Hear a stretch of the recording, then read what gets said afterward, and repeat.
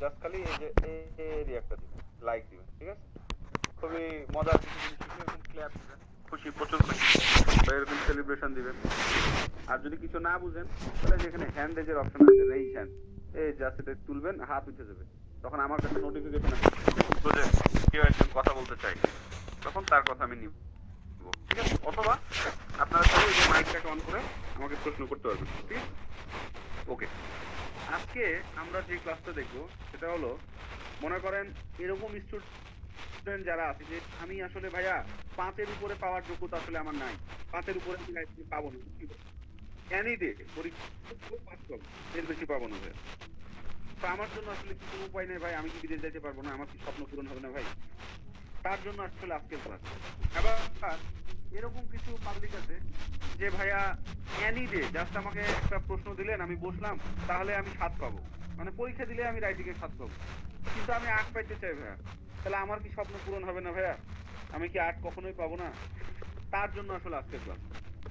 শুনতে একটু অকওয়ার্ড মনে হতে পারে, একটু অ্যাবসার্ড মনে হতে পারে যে 5 লেভেলের স্টুডেন্ট তার জন্যও আজকের ক্লাস, আবার যে 7 পাওয়ার স্টুডেন্ট 8 পাইতে চায় তার জন্য আজকের ক্লাস, তাহলে এমন কি আছে আজকের ক্লাসে? এই জিনিসটাই আমরা পুরো ক্লাস জুড়ে প্রমাণ করার চেষ্টা করি যে আজকের ক্লাসে কি কি আছে।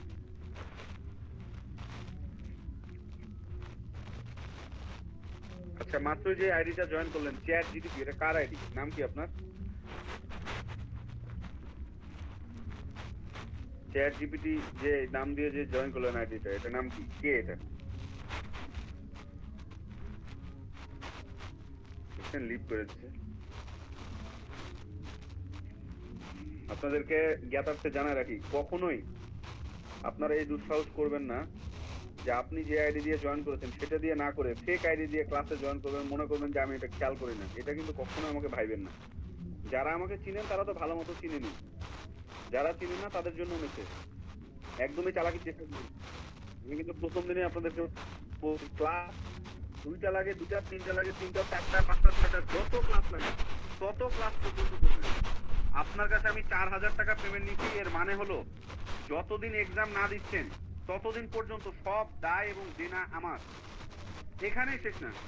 আমার ক্লাস যদি আপনি না বুঝেন, আপনি যার কাছে ক্লাস বুঝবেন, যেভাবে ক্লাস বুঝবেন, ওই টাকা প্রয়োজনে আমি দিব, কিন্তু আপনি কখনো ভাইবেন না রাইটিং ক্লাস করার জন্য আপনি আর একজনের কাছে আবার আপনাকে টাকা দেওয়া লাগবে, এটা আপনি জীবনেও ভাইবেন। আমার কাছে আসছেন মানে এই দায়িত্ব আমার, বুঝছেন? এই জন্য কোনো বন্ধু বান্ধবকে লিঙ্ক পাঠাবেন না।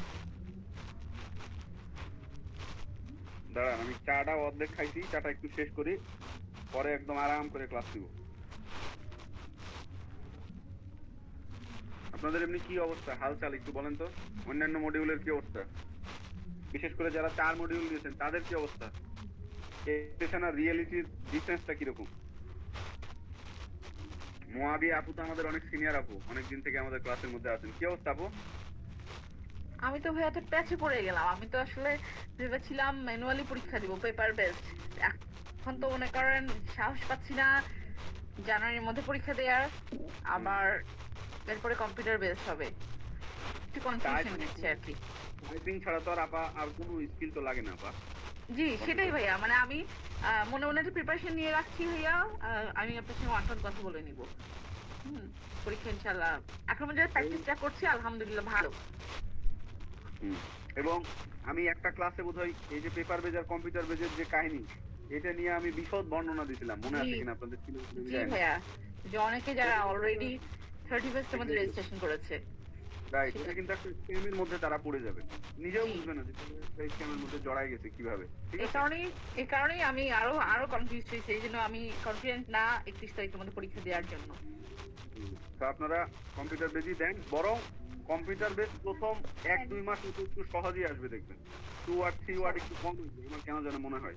দেখবেন যে খালি 1 ওয়ার্ডের প্রশ্নগুলো বেশিরভাগ দিচ্ছে, কারণ কেবলই বাংলাদেশি স্টুডেন্টরা নতুন একটা সিস্টেমের সাথে অ্যাকাস্টমড হইতেছে, তো তাদের জন্য আসলে এটার সাথে তো একটু অ্যাডাপ্ট করার ব্যাপার আছে।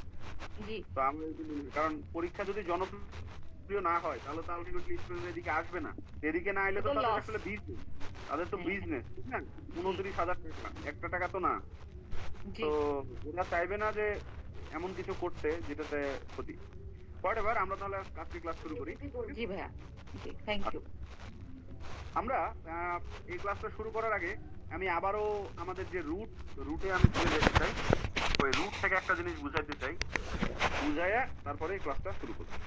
আচ্ছা, যারা একদম নতুন আছেন তারা ভাববেন যে ভাইয়া আপনি কি কথাবার্তা বলতেছেন, আমি তো আপনার কথা একটু মাথার উপর দিয়ে যেতেছে।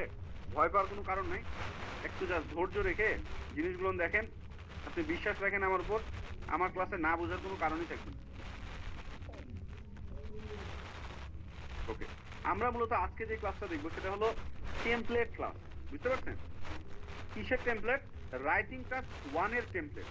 যে কথাটা আমি প্রথমে দিয়ে শুরু করলাম যে একটা স্টুডেন্ট যদি 5 লেভেলে থাকে তাহলে সে কি 7 পাইতে পারে না, সে কি 6.5 পাইতে পারে না, কিভাবে সে বিদেশ যাবে? বলাই থাকে যে কোনো ব্যান্ডে 6 এর নিচে এলে অনেক ইউনিভার্সিটি অ্যাপ্লাই করা যায় না, অনেক ইউনিভার্সিটি বলে দেয় 6.5 এর নিচে পেলে অ্যাপ্লাই করা যায় না। তো তাদের জন্য আসলে এই ক্লাসটা।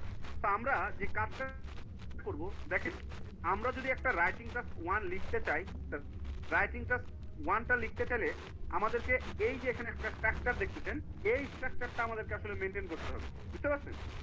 এই স্ট্রাকচারটা আমি বলেছিলাম যে টোটাল প্যারাগ্রাফ আমরা লিখবো 4টা প্যারাগ্রাফ লিখবো। প্রথম 2টা দিয়ে আমরা একটা প্যারাগ্রাফ লিখবো, rephrasing question and general trend. এরপরে আমরা আরেকটা বডি প্যারাগ্রাফ লিখবো, স্পেসিফিক ডিটেল এবং র‍্যাপিড চেঞ্জ।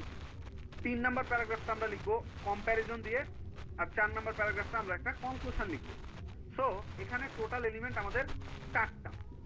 আরো সহজভাবে যদি বলি, টোটাল এলিমেন্ট 4টা, এর মধ্যে উপরে ইন্ট্রোডাকশন, নিচে কনক্লুশন, মাঝখানে 2টা বিপি। বিপি মানে বডি প্যারাগ্রাফ, ঠিক আছে?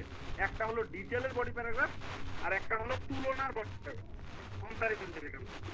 এখন আসেন আমরা এই যে টেমপ্লেট ক্লাসটা আজকে দেখবো, এই টেমপ্লেট ক্লাসটাতে মূলত আমরা ইন্ট্রোডাকশন পার্টে আমরা কি কি লিখবো, কনক্লুশন পার্টে আমরা কি কি লিখবো, বডি প্যারাগ্রাফের ডিটেলিং পার্টে আমরা কি কি লিখবো, আর কম্প্যারিজন পার্টে আমরা কি লিখবো, এই টোটাল জিনিসটাকে মোটামুটি 26টা স্ট্রাকচারে, যেখানে সবগুলো স্ট্রাকচারে প্রায় ধরেন 8+ বা 8 লেভেলের স্ট্রাকচার, এই জিনিসগুলো আমরা সোজা কথা মুখস্থ করে ফেলবো। এবং আমাদের টাস্ক 1-এ কিভাবে এই লেখাগুলো কোন কোন জায়গায় সামঞ্জস্যপূর্ণ, কোন কোন জায়গায় রেলিভেন্ট, ওই রেলিভেন্ট জায়গাগুলো জাস্ট আমি এদেরকে সেট করে দিব। আমরা যেরকম ছোটবেলায় পাজল গেম খেলতাম না, মনে করেন বাড়ি তৈরি করা, ঘোড়া তৈরি করা, হাতি তৈরি করা, ভাঙা ভাঙা অংশ থাকতো, এই মাথার জায়গায় মাথা লাগাইতাম, লেজ লাগাইতাম, পা লাগাইতাম, বডি লাগাইতাম, এই যে পাজল গেম, আমাদের কাজ হলো এই স্ট্রাকচার গুলোকে ধরে ধরে এরকম আমরা পাজল গেম খেলব। এতটুকুন কথা কি ক্লিয়ার? বুঝতে পারছেন সবাই? এই পাজল গেমের প্রথম যে অংশটা দেখেন, এখানে উপরে আমি হেডিং করে লিখে রাখছি যে overview and detail. Overview and detail এই জিনিসটা আমি কোথায় বসাবো? একদমই আমি যদি স্পেসিফিক করে যাই,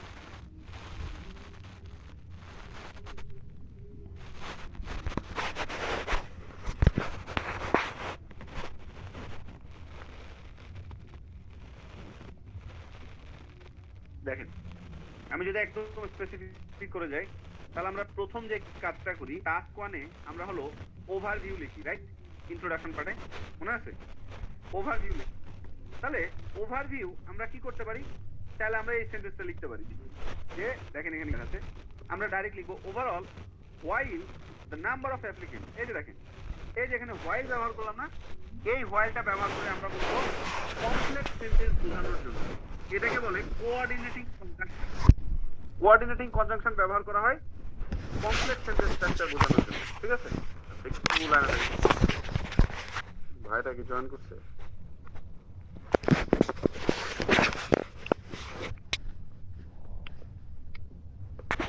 ওকে, তো স্টুডেন্টরা ইন্ট্রোডাকশন লেখার সময় কিভাবে শুরু করব, কিভাবে লিখবো, এটা নিয়ে একটু ঘেরাকলের মধ্যে পড়ে, ওরা একটু কনফিউজ থাকে।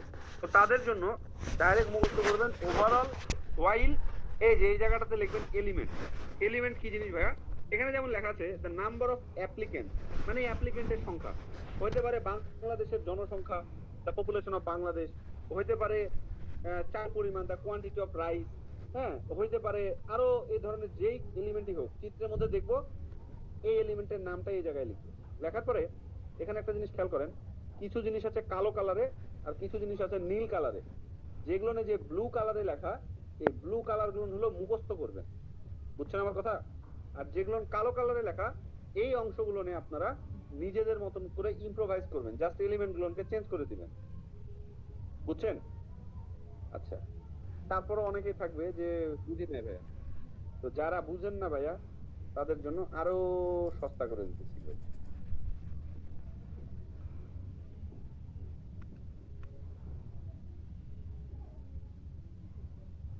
দেখেন, এটা হলো ধরেন মাক্কারের বই, বুঝছেন? তো মাক্কারের বই আমি ধরেন একটা আমি বার চার্ট নিই ফর এক্সাম্পল, বলে আপনার তো বার চার্ট বেশি চিনে, দ্রুত রিলেট করতে পারে।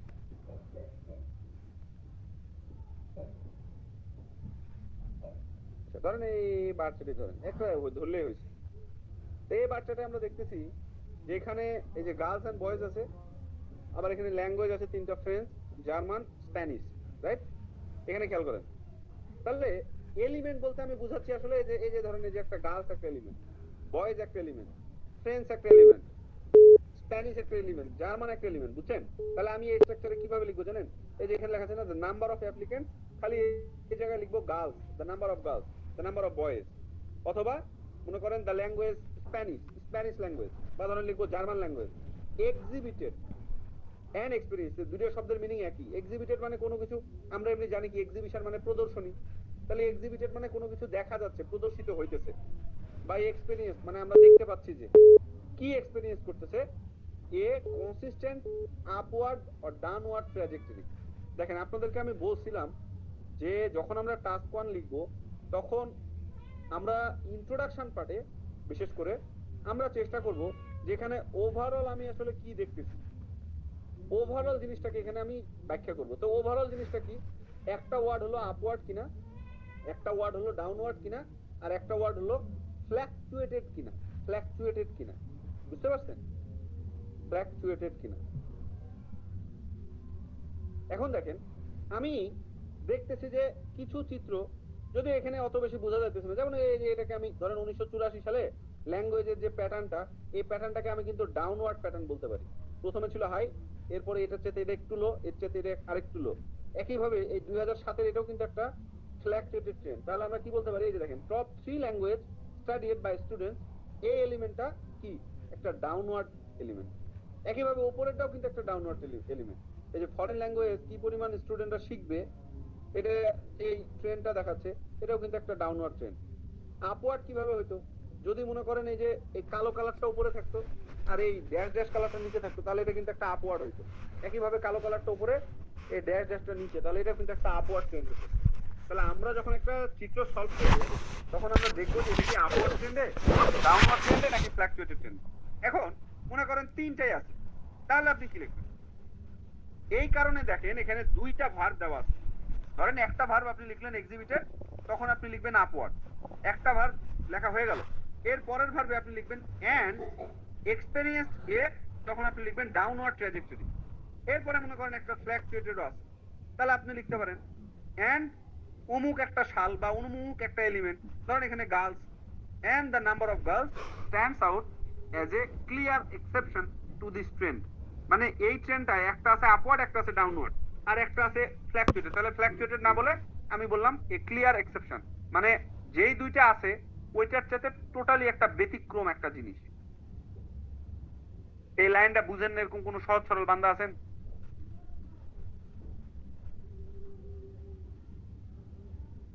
তাহলে এটা কি লিখবো? মনে করেন তিনটাই আছে, তাহলে এই লাইনটা পুরাটা কিভাবে হবে জানেন?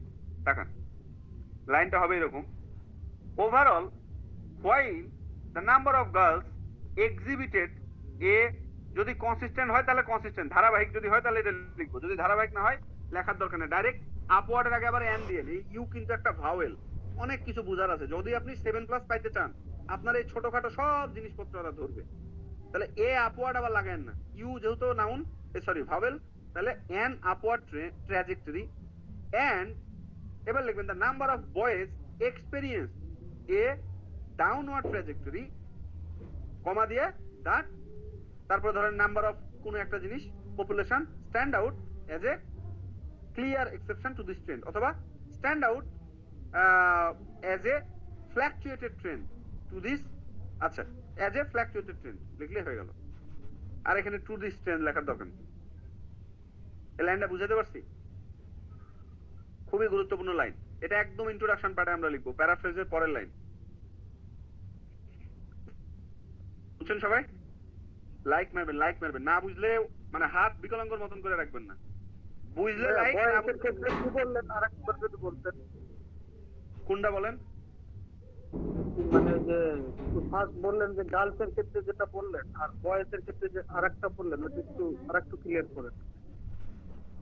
এখানে ক্লিয়ার করার কোনো জিনিসই নাই। এখানে খেয়াল করেন, এই যে এখানে অবলিক দিয়ে রেখেছে, অবলিকের মানে কি? এই যে এখানে অবলিকটা দিয়ে রেখেছে, এর মানে কি? এর মানে হলো এখানে একটা অবলিক দেওয়া আছে, আর এই যে এখানে একটা অবলিক দেওয়া আছে। এর মানে হলো যখন আমরা আপওয়ার্ড ট্রেন্ডের কথা বলবো তখন আমরা এক্সিবিটেড শব্দটা ব্যবহার করব, যখন আমরা ডাউনওয়ার্ড ট্রেন্ডের কথা বলবো তখন আমরা এক্সপেরিয়েন্স শব্দটা ব্যবহার করব।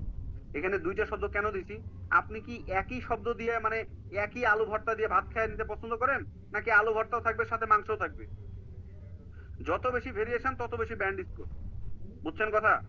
এই কারণে যেহেতু এখানে দুইটা ভার্ব ব্যবহার করার প্রয়োজন হইতেছে, তাহলে আমি একবারই খালি এক্সিবিটেড ব্যবহার করে কি আপওয়ার্ড এন্ড ডাউনওয়ার্ড ট্রেন্ড এটা লিখবো, এটা ভালো?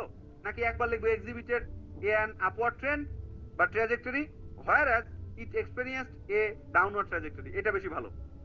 এই কারণে দুইটা ওয়ার্ডের জন্য দুইটা এখানে ভার্ব দেওয়া হয়েছে, আর এটার জন্য তো আলাদা ভার্ব স্ট্যান্ড আউট তো দেওয়াই আছে। বুঝছেন কথা?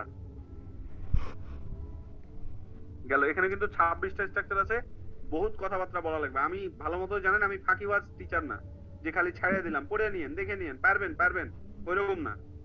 সো মনোযোগ দিয়ে একবারই দেখবেন, দুইবার যেন এটা বলা না লাগে। গেল। এরপরে এইটার সাথে আমরা আর একটা ভেরিয়েশন শিখতে পারি, এটাকে আমরা বলতেছি ওভারভিউ। দেখেন আপনারা যেন বাড়িতে যে গুলায়া না পড়েন, ধরতেই না পারেন যে কোনটাকে আগে মারবো কোনটাকে পরে মারবো। এই জন্য কিন্তু এখানে আমি আবার টাইটেলও লিখে রাখছি, যেটা ওভারভিউ মারবা, জেনারেল ট্রেন্ডে মারবা, এর চাইতে সহজ কথা আর নাই। তো দেখলেই বুঝতে পারবেন যে এটা কোথায় লাগাইতে হবে। এখানে আমি বলতেছি ওভারভিউ দিবা, কিন্তু সেটা কি কন্ট্রাস্টিভ ক্লজ। ক্লজ মানে বাক্যের একটা অংশ, একটা ভাঙ্গা অংশ। এই ভাঙ্গা অংশটা কিসের ক্ষেত্রে? এই যে কন্ট্রাস্টিভ, যদি একটার সাথে একটা কন্ট্রাস্ট হয় এইরকম জায়গায়। কন্ট্রাস্ট মানে কি? একটা এই পক্ষ একটা ওই পক্ষ, বিপরীতার্থক, এটাকে বলে কন্ট্রাস্ট। কেমন? এখন দেখেন, এখানে বোঝার কিচ্ছু নাই, ডাইরেক্ট মুখস্থ করবেন। It is readily apparent that, এটার মানে হলো পড়ে বোঝা যাচ্ছে এটা একটা স্বচ্ছ জিনিস। কি স্বচ্ছ জিনিস? ধরেন আমি এখানে বললাম দ্য নাম্বার অফ বয়েজ বা দ্য নাম্বার অফ গার্লস অথবা দ্য নাম্বার অফ পপুলেশন। ধরেন কোন একটা বিন্দু এরকম হাই হয়ে উঠে, তার মানে কি? সেটা হলো পিক, এটাকে আমরা বলতে পারি। আবার কোন একটা ট্রেন এটা মনে করেন এই যে নেমে গেছে, নিচের দিকে নেমে গেছে, তাহলে আমরা বলতে পারি ডিপ। আরো এটাকে আরো স্পেসিফিক করে বলতে পারবেন। ধরেন কোন একটা সালে আপনি দেখলেন যে এই অংশটা পিক হয়ে গেছে, কোন একটা সালে এই অংশটা একদম ডিপ হয়ে গেছে। ডিপ মানে একদম মাটিতে আনুভূমিক হয়ে গেছে, নেমে গেছে। তখন এই জিনিসটা বললেন যে একটাকে বললেন peaked at the outset of the period, whereas তাহলে এখানে ডিপটা বাকি থাকলো, পরেরটাতে ডিপড এটা বলে দিবেন। অথবা এই দুইটাকে আপনি আরেকটা অ্যাডভান্স লেভেলের ল্যাঙ্গুয়েজ ইউজ করতে পারেন। কিরকম দেখেন, আমি বললাম যে এই ছেলেটাকে পাত্র হিসেবে নেওয়া যেতে পারে কারণ সে খুবই লম্বা। অপরদিকে ওই ছেলেটা হলো তার বিপরীত। এই কথাটা মানে কি বলেন তো? এই ছেলেটা মানে ওই ছেলেটা খাটো, কন্ট্রাস্ট ভাইয়া। এক্স্যাক্টলি। আমি বললাম এই ছেলেটা লম্বা, একে পাত্র হিসেবে নেওয়া যেতে পারে, কিন্তু ওই ছেলেটা এর বিপরীত। দেখেন আমি কিন্তু খাটো শব্দটা বলি নাই, আমি বললাম কি বিপরীত। তাতে কিন্তু আপনি বুঝে ফেললেন এটা হলো খাটো শব্দ।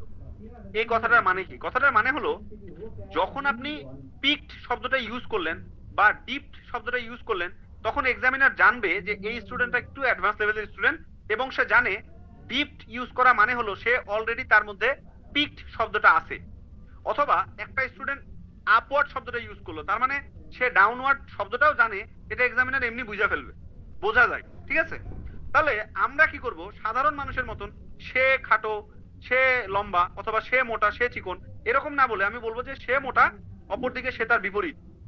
তার মানে এটা আরেকটু অ্যাডভান্স লেভেলের ল্যাঙ্গুয়েজ। এই যে এখানে দেখেন, whereas অপরদিকে সেলস ফিগার, এই জায়গাটাতে আমরা এলিমেন্টের নাম দেবো, যেমন দ্য নাম্বার অফ গার্লস অথবা the number of population followed the opposite trend, opposite pattern.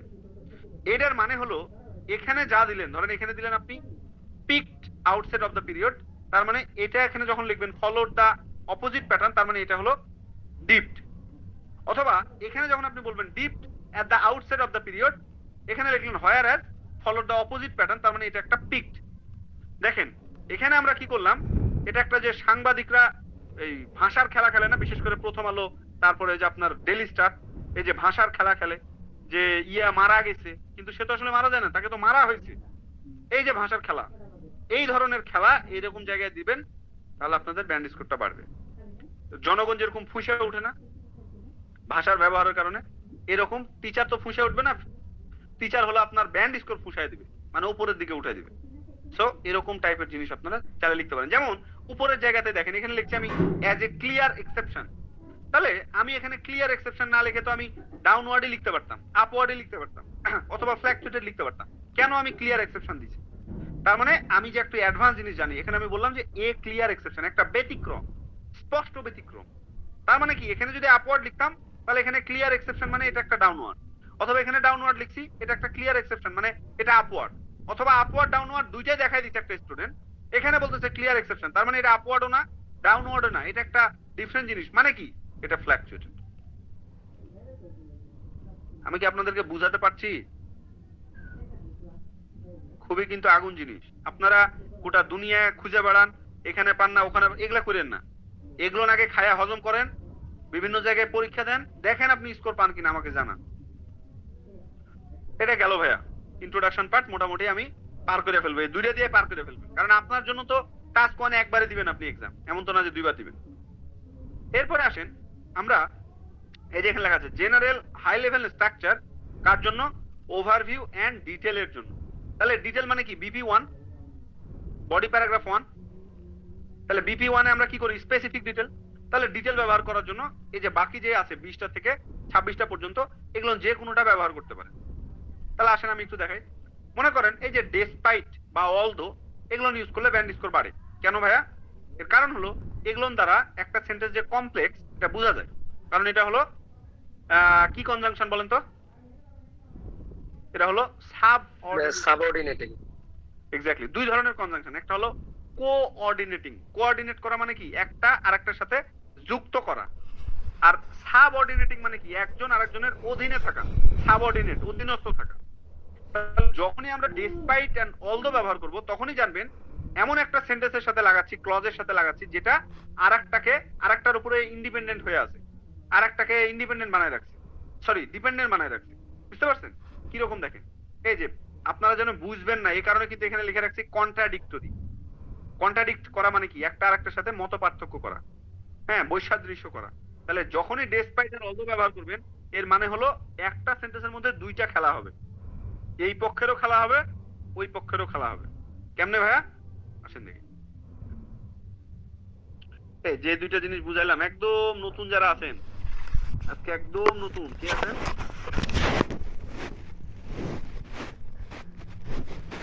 কি আছেন? জি ভাই, ভাই বুঝছি ভাই, বুঝে যাই ভালো। না বুঝলে প্রশ্ন করেন, ঠিক আছে? আমি কিন্তু অত কড়া না, কিন্তু ইরিলেভেন্ট প্রশ্ন করলে আমি একটু কড়া, কিন্তু আপনি রেলিভেন্ট কোশ্চেন করলে আমি কিন্তু আপনাকে বুঝাইয়া তারপরে যাবো, এই জন্য না বুঝলে প্রশ্ন করি। এখানে দেখেন খুবই একটা আউটস্ট্যান্ডিং জিনিস এখানে বুঝাবো। আমরা কি শুরু করবো? এই যে দেখেন ডেসপাইট এ নেগলিজিবল ডিপ, এই যে খেলাটা আসলে এই জায়গাটার উপর খেলা।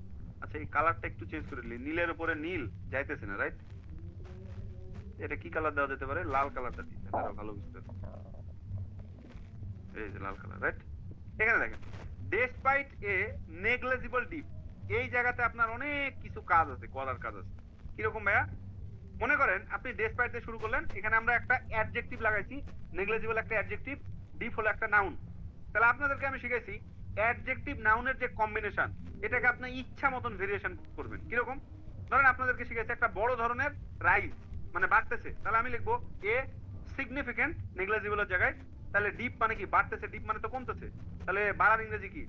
ধরেন সার্চ, তাহলে আমরা বললাম a significant search, a dramatic শোর, এ আর কি আছে বলেন তো, ল্যাঙ্গুয়েজে ভুলে গেছি। এই যে দেখেন, তারপরে এ কেমন escalation? Substantial escalation, significant escalation, significant search, sudden শোর, র্যাপিড সার্চ শোর।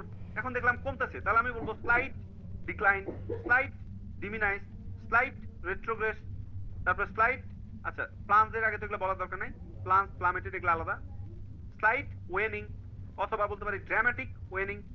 বুঝছেন কথা? তাহলে দেখেন এই স্ট্রাকচারটা ব্যবহার করে আপনি কতগুলো জিনিস এই জায়গায় ব্যবহার করতে পারেন। এখন এই জায়গাটা খুবই গুরুত্বপূর্ণ। এই জায়গাটা ব্যবহারের উপরে ডিপেন্ড করবে যে আপনি কি মুখস্থ লিখেছেন নাকি বুঝা লিখেছেন। ধরেন আপনি এখানে লিখলেন এ সিগনিফিকেন্ট রাইজ ফর এক্সাম্পল, কিন্তু এটা আসলে সিগনিফিকেন্ট না, এটা একটা স্লাইট রাইজ, সামান্য বাড়ছে। তাহলে এই যে আপনি এখানে সিগনিফিকেন্ট ব্যবহার করলেন, এক্সামিনে ধরে ফেলবে আপনি এটা না বুঝে লিখছেন, মুখস্থ লিখছেন, তাহলে কিন্তু ব্যান্ড স্কোর কমে যাবে। একই জিনিস বুঝা লিখলে ব্যান্ড স্কোর বেড়ে যাবে। তাহলে আপনারা ডেসপাইট এ নেগলিজিবল ডিপ এই স্ট্রাকচারটা মুখস্থ করে ফেলবেন। কে নেগলিজিবল ডিপ হইতেছে, তাহলে এখানে ওই জিনিসটা লিখবেন, যেমন ইন দা ফাইনাল ইয়ার বা ইন দা ইয়ার অফ 2014। যেমন দেখেন এই জায়গাতে একটা বড় ধরনের ডিপ কে হয়েছে, ধরেন 1984 সালে কে ডিপ হয়েছে, এই যে কালো কালার, কালো কালারটা কে? ফ্রেঞ্চ। তাহলে এখানে ফ্রেঞ্চের নাম আমি বলতে পারি কিভাবে দেখেন, তাহলে আমি বলতে পারি despite a significant share in the year of sorry for the element of France, অথবা ফর ফ্রান্স তাই লিখতে পারি, অথবা ইন দা ফ্রান্স, ফ্রান্সে হয়েছে ঘটনাটা, একটা বড় ধরনের রাইজ হয়েছে কত সালে? ইন দা ইয়ার অফ 1984 ধরেন এটা লিখলাম।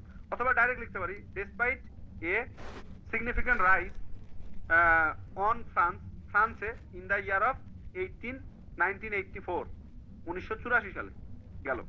এরপরে বলতেছে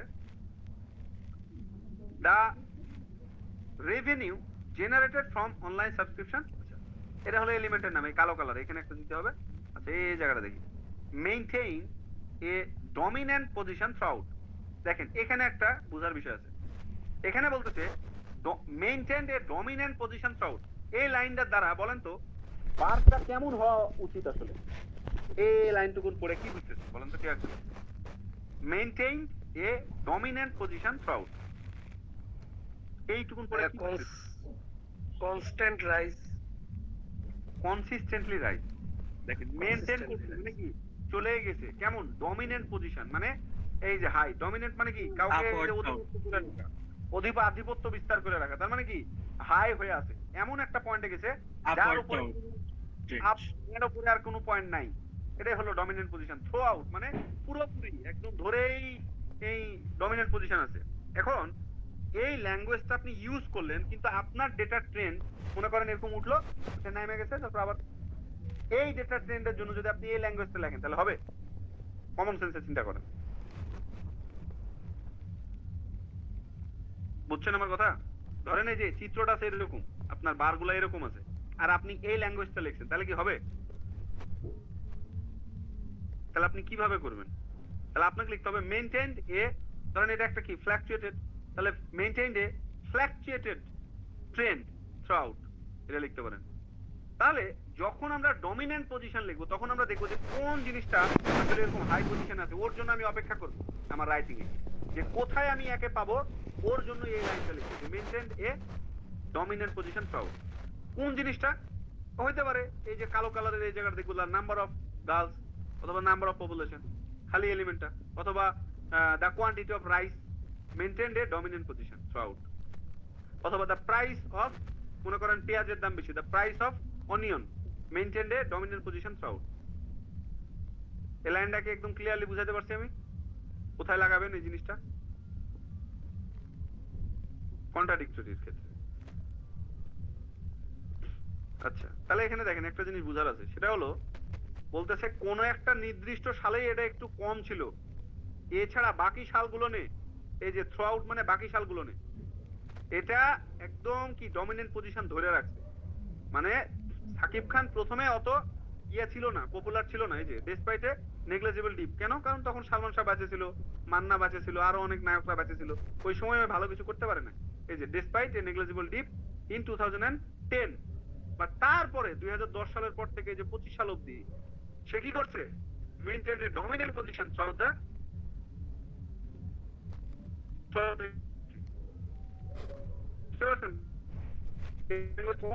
কিভাবে এই খেলা নিয়ে গেল।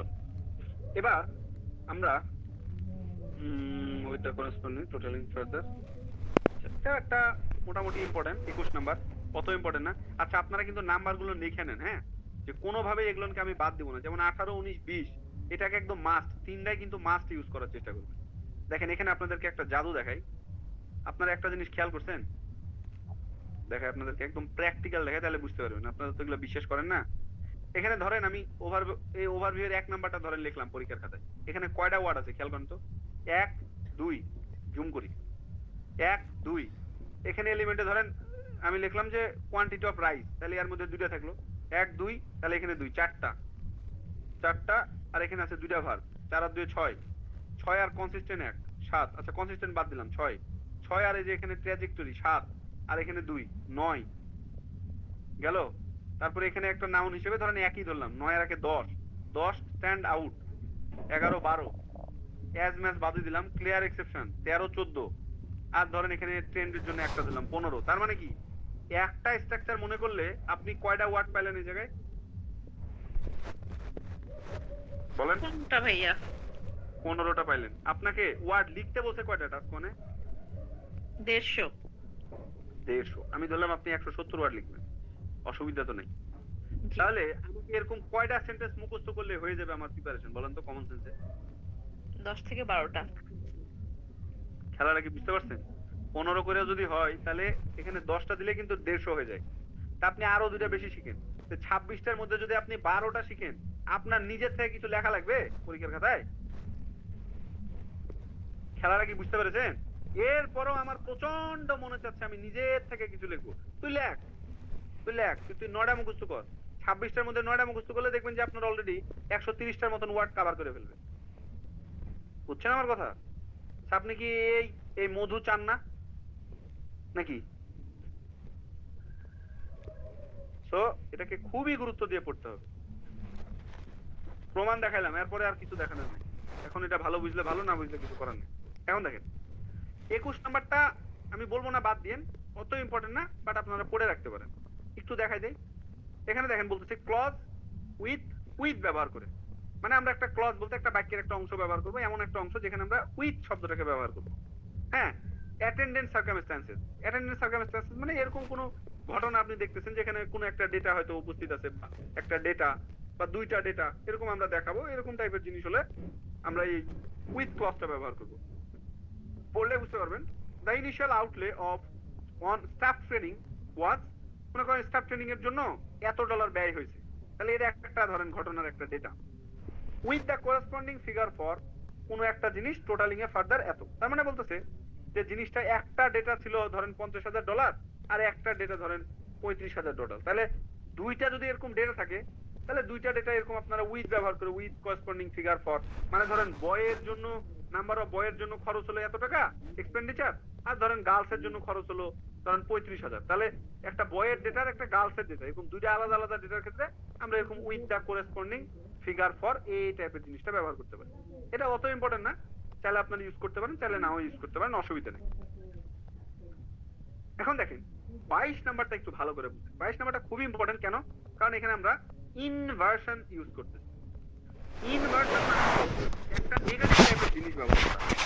কেন ব্যবহার করি ইনভার্সন ভাইয়া? কোনো একটা জিনিসকে এমফাসিস করার জন্য, জোর দেওয়ার জন্য, হাইলাইট করার জন্য। এই যে এখানে লেখাও আছে ইনভার্সন কেন করা হয়, এমফাসিস করার জন্য।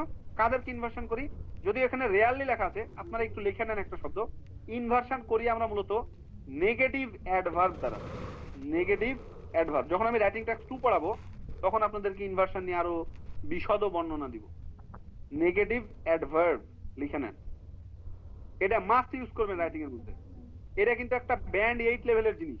এই ইনভার্সন গ্রামাটিক্যাল অ্যাকুরেসিতে আপনাকে একটা ভালো ব্যান্ড স্কোর দিবে। বুঝতে পারছেন? দেখেন ইনভার্সন এটা নেগেটিভ অ্যাডভার্ব থাকবে, যেমন ধরেন রেয়ারলি, যেমন ধরেন নট অনলি, যেমন ধরেন এ লিটল, হ্যাঁ এরকম টাইপের, যেমন ধরেন সেলডম, হ্যাঁ যেমন ধরেন র্যান্ডম, এই টাইপের ওয়ার্ড যেগুলো আছে এগুলোকে বলে নেগেটিভ অ্যাডভার্ব। এই ওয়ার্ডগুলোকে বাক্যের সামনে নিয়ে আসতে হবে। কেমন সামনে ভাইয়া? সাবজেক্টেরও সামনে নিয়ে আসতে হবে। তাহলে দেখেন এখানে সাবজেক্টটা কি? এখানে সাবজেক্ট হলো দা এক্সপেন্ডিচার অন ইউটিলিটিজ, এটা পুরাটাই সাবজেক্ট। হ্যাঁ এই সাবজেক্টটার আগে নিয়ে আসতে হবে আমাকে রেয়ারলি। নর্মালি বাক্যটা ছিল এরকম, the expenditure on utilities exceeded rarely 10%, অথবা রেয়ারলি এক্সিডেড 10%। তাহলে নিয়ম হলো এখানে দেখতে হবে কোনো অক্সিলারি ভার্ব আছে কিনা। তাহলে নর্মালি এক্সিডের মধ্যে এখানে কোনো এম ইজ আর ওয়াজ আর কিছুই নাই। তাহলে যদি না থাকে এই ভার্বটাকে ভেঙে আমরা যদি পাস্ট টেন্সে থাকে তাহলে কি হয়, নর্মালি একটা পাস্ট টেন্সের ভার্বকে যদি ভাঙি, যেমন ধরেন এট কে যদি আমরা ভাঙি কি কি পাই? একে যদি ভাঙেন কি কি পাওয়া যায় বলেন তো? প্রেজেন্ট ফর্মে যদি ভাঙি এট ইট ছিলেন তো, ভাইয়া, ইট। এট মানে খাওয়া, খেয়েছিল। জি। তাহলে একটা পাবো ডিড, ইট হ্যাড ইটেন। না একে ভাঙলে বলতেছি, ভাঙলে। তাহলে একটা পাবো ডিড আর একটা পাবো ইট। এটা তো জানেন নাকি? এটা কিন্তু এই 6 এর বাচ্চার পড়া। জি। এটকে ভাঙলে একটা ডিড পাওয়া যায় আর একটা এট পাওয়া যায়, ইট পাওয়া যায়। এখন এই যে ডিড পেলাম, এটাকে এখানে আমরা অক্সিলারি ভার্ব হিসেবে ব্যবহার করব। কেন? কারণ এখানে তো আসলে অক্সিলারি কোনো ভার্ব নাই, এম ইজ আর ওয়াজ আর হ্যাভ হ্যাজ কিছুই নাই। এই জন্য ডিডটাকে নিয়ম হলো অ্যাডভার্বের পরে নিয়ে আসে। এই যে নেগেটিভ অ্যাডভার্ব কে রেয়ারলি, এরপরে এই এক্সিডেড ভেঙে ডিড নিয়ে আসছি, তারপরে subject the expenditure on utilities exceed 10%। 10% থেকে কি হয়েছে, একটু বেড়ে গেছে, of the total budget. Remaining এর পরে অংশে কি হয়েছে, রিলেটিভলি স্টেবল এট কত পার্সেন্টে আছে, 8%। দেখেন এখানে মূলত আমরা যে কাজটা করছি, দুইটা আমরা এখানে দেখাইছি, খেয়াল করেন। এই দুইটা দেখানোর ক্ষেত্রে আমাদের এখানে নীল কালার দিয়েছেন কয় জায়গায় ভাইয়া? নীল কালার আমরা দিচ্ছি 3 জায়গায়। এই যে রেয়ারলি ডিড, এক্সিডেড আর রিমেনিং রিলেটিভলি স্টেবল। সো যেই জায়গায় নীল দেওয়া থাকবে সেই জায়গায় আপনার আসলে বেরেন্টের কাজ করতে হবে, বুঝছেন? একটা শব্দ আছে না বেরেন্টের, মানে মাথা খাটায় কাজ করতে হবে। তাহলে আপনি যদি এই জায়গায় এক্সিডেড কখন লিখবো, যখন দেখবো যে কোনো একটা ডেটা উপর দিকে একটু বাড়তেছে। মনে করেন আগে একটা ডেটা ছিল ফর এক্সাম্পল 5%, 5 থেকে 10 হয়েছে, তাহলে যে এক্সিডেড 10%। আবার ধরেন ছিল 20%, হয়েছে মনে করেন 60%, তাহলে লিখবো এক্সিডেড 10 এর জায়গাটা চেঞ্জ করে কি লিখবো, 60% অফ দা টোটাল বাজেট। তাহলে এখানে যা থাকবে তাই। তাহলে এখানে লিখবো really did the number of girls exceeded 60% of the total population of the total number of students. এরপরে কি হয়েছে ঘটনা, মনে করেন প্রথমে একটু বেড়ে গেল, বাড়ার পরে কি স্টেবল আছে নাকি আরো বাড়ছে নাকি একদম কমে গেছে? যদি স্টেবল থাকে মানে বাড়ে নাই, একদম বাড়েও নাই কমে না, একদম ডাক বরাবর গেল, এটাকে বলে স্টেবল। তাহলে আমরা লিখবো রিমেনিং রিলেটিভলি স্টেবল। আর যদি দেখি একটু নিচের দিকে নেমে গেছে, তাহলে লিখবো রিমেনিং রিলেটিভলি স্টেবলের জায়গায় কি লিখবো বলেন? লো ডিক্লাইন লিখবো, ডিক্লাইন বা লো লেখা যাবে। হ্যাঁ, রিলেটিভলি লো, নিচের দিকে নেমে গেছে লো, অথবা রিলেটিভলি হাই, উপরের দিকে আরো বেড়ে গেছে, তাও লেখা যাবে। অথবা ডিক্লাইন হয়েছে, তাও লেখা যাবে। অথবা ইনক্রিজড হয়েছে, তাও লেখা যাবে। রিমেনিং ভার্বের পরে দুইটা ভার্ব পাশাপাশি বসলে এটা মনে করেন V3 ফর্মে চলে যাবে। তাহলে ইডি যুক্ত করে দিবেন এই জায়গায়, কোনো অসুবিধা নেই। রিমেনিং এখানে স্টেবল আছে তো, তাহলে রিমেনিং ডিক্লাইনড, রিমেনিং মনে করেন ইনক্রিজড, এভাবে লিখবেন, V3 ফর্মে লিখবেন। ভাই ইনক্রিজ তো করে, ইনক্রিজ তো বাড়লো, আপনি বললেন কমার কথা। দুইটাই বললাম তো, বাড়লে ইনক্রিজড, কমলে হলো ডিক্লাইন। আমি শিখাইতেছি স্টেবলকে কিভাবে চেঞ্জ করবেন, বুঝেন নাই কথা? ড্রপ তো ইউজ করা যাবে না, রিমেনিং রিলেটিভলি ড্রপ হ্যাঁ ইউজ করা যাবে। কমা বুঝাতে যেটা বুঝাবেন সেটাই হবে, কিন্তু আমি ওটা শিখাইলাম না। আমি শিখাইলাম এখানে যে আপনারা যখন একটা ভার্ব ইউজ করবেন, ভার্বটা কোন ফর্মে ইউজ করবেন বলেন দেখি। ধরেন ভার্ব টেন্সে বুঝাবেন, এখানে কি ফর্মে লিখবেন?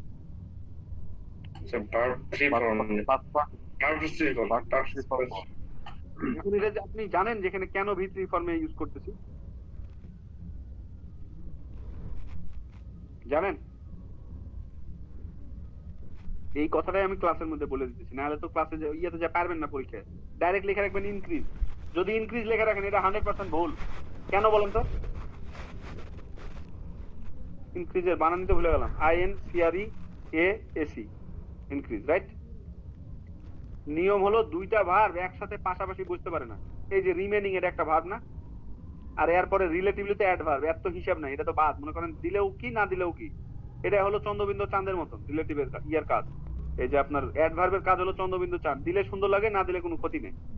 তাহলে রিমেনিং এর পরে এখানে ডাইরেক্ট ভার্ব দেওয়া যাবে না, ভার্বটাকে দুইটা ভার্ব পাশাপাশি বসলে একটা ইনফিনিটিভ হয়ে যায়, পার্টিসিপল হয়ে যায়, এই কারণে ডি যুক্ত করতেছি, বুঝছেন? এটাই আপনাদেরকে বলে দিলাম, স্টেবল দিলে তো স্টেবলই দিলে, আর যদি ইনক্রিজ ডিক্রিজ দিতে যান, ড্রপ আর দিতে যান, অন্য কিছু দিতে যান, তখন ভার্বটাকে ভিতরি বানাই দিন, এটা বলে দিলাম, নাহলে তো ভুল করবে। আর হাই লো দিলে তো আর চেঞ্জ করা লাগবে।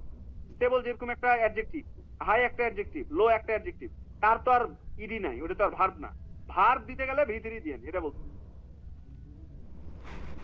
আচ্ছা, আমার কথা কি আপনাদের বুঝতে সমস্যা হচ্ছে?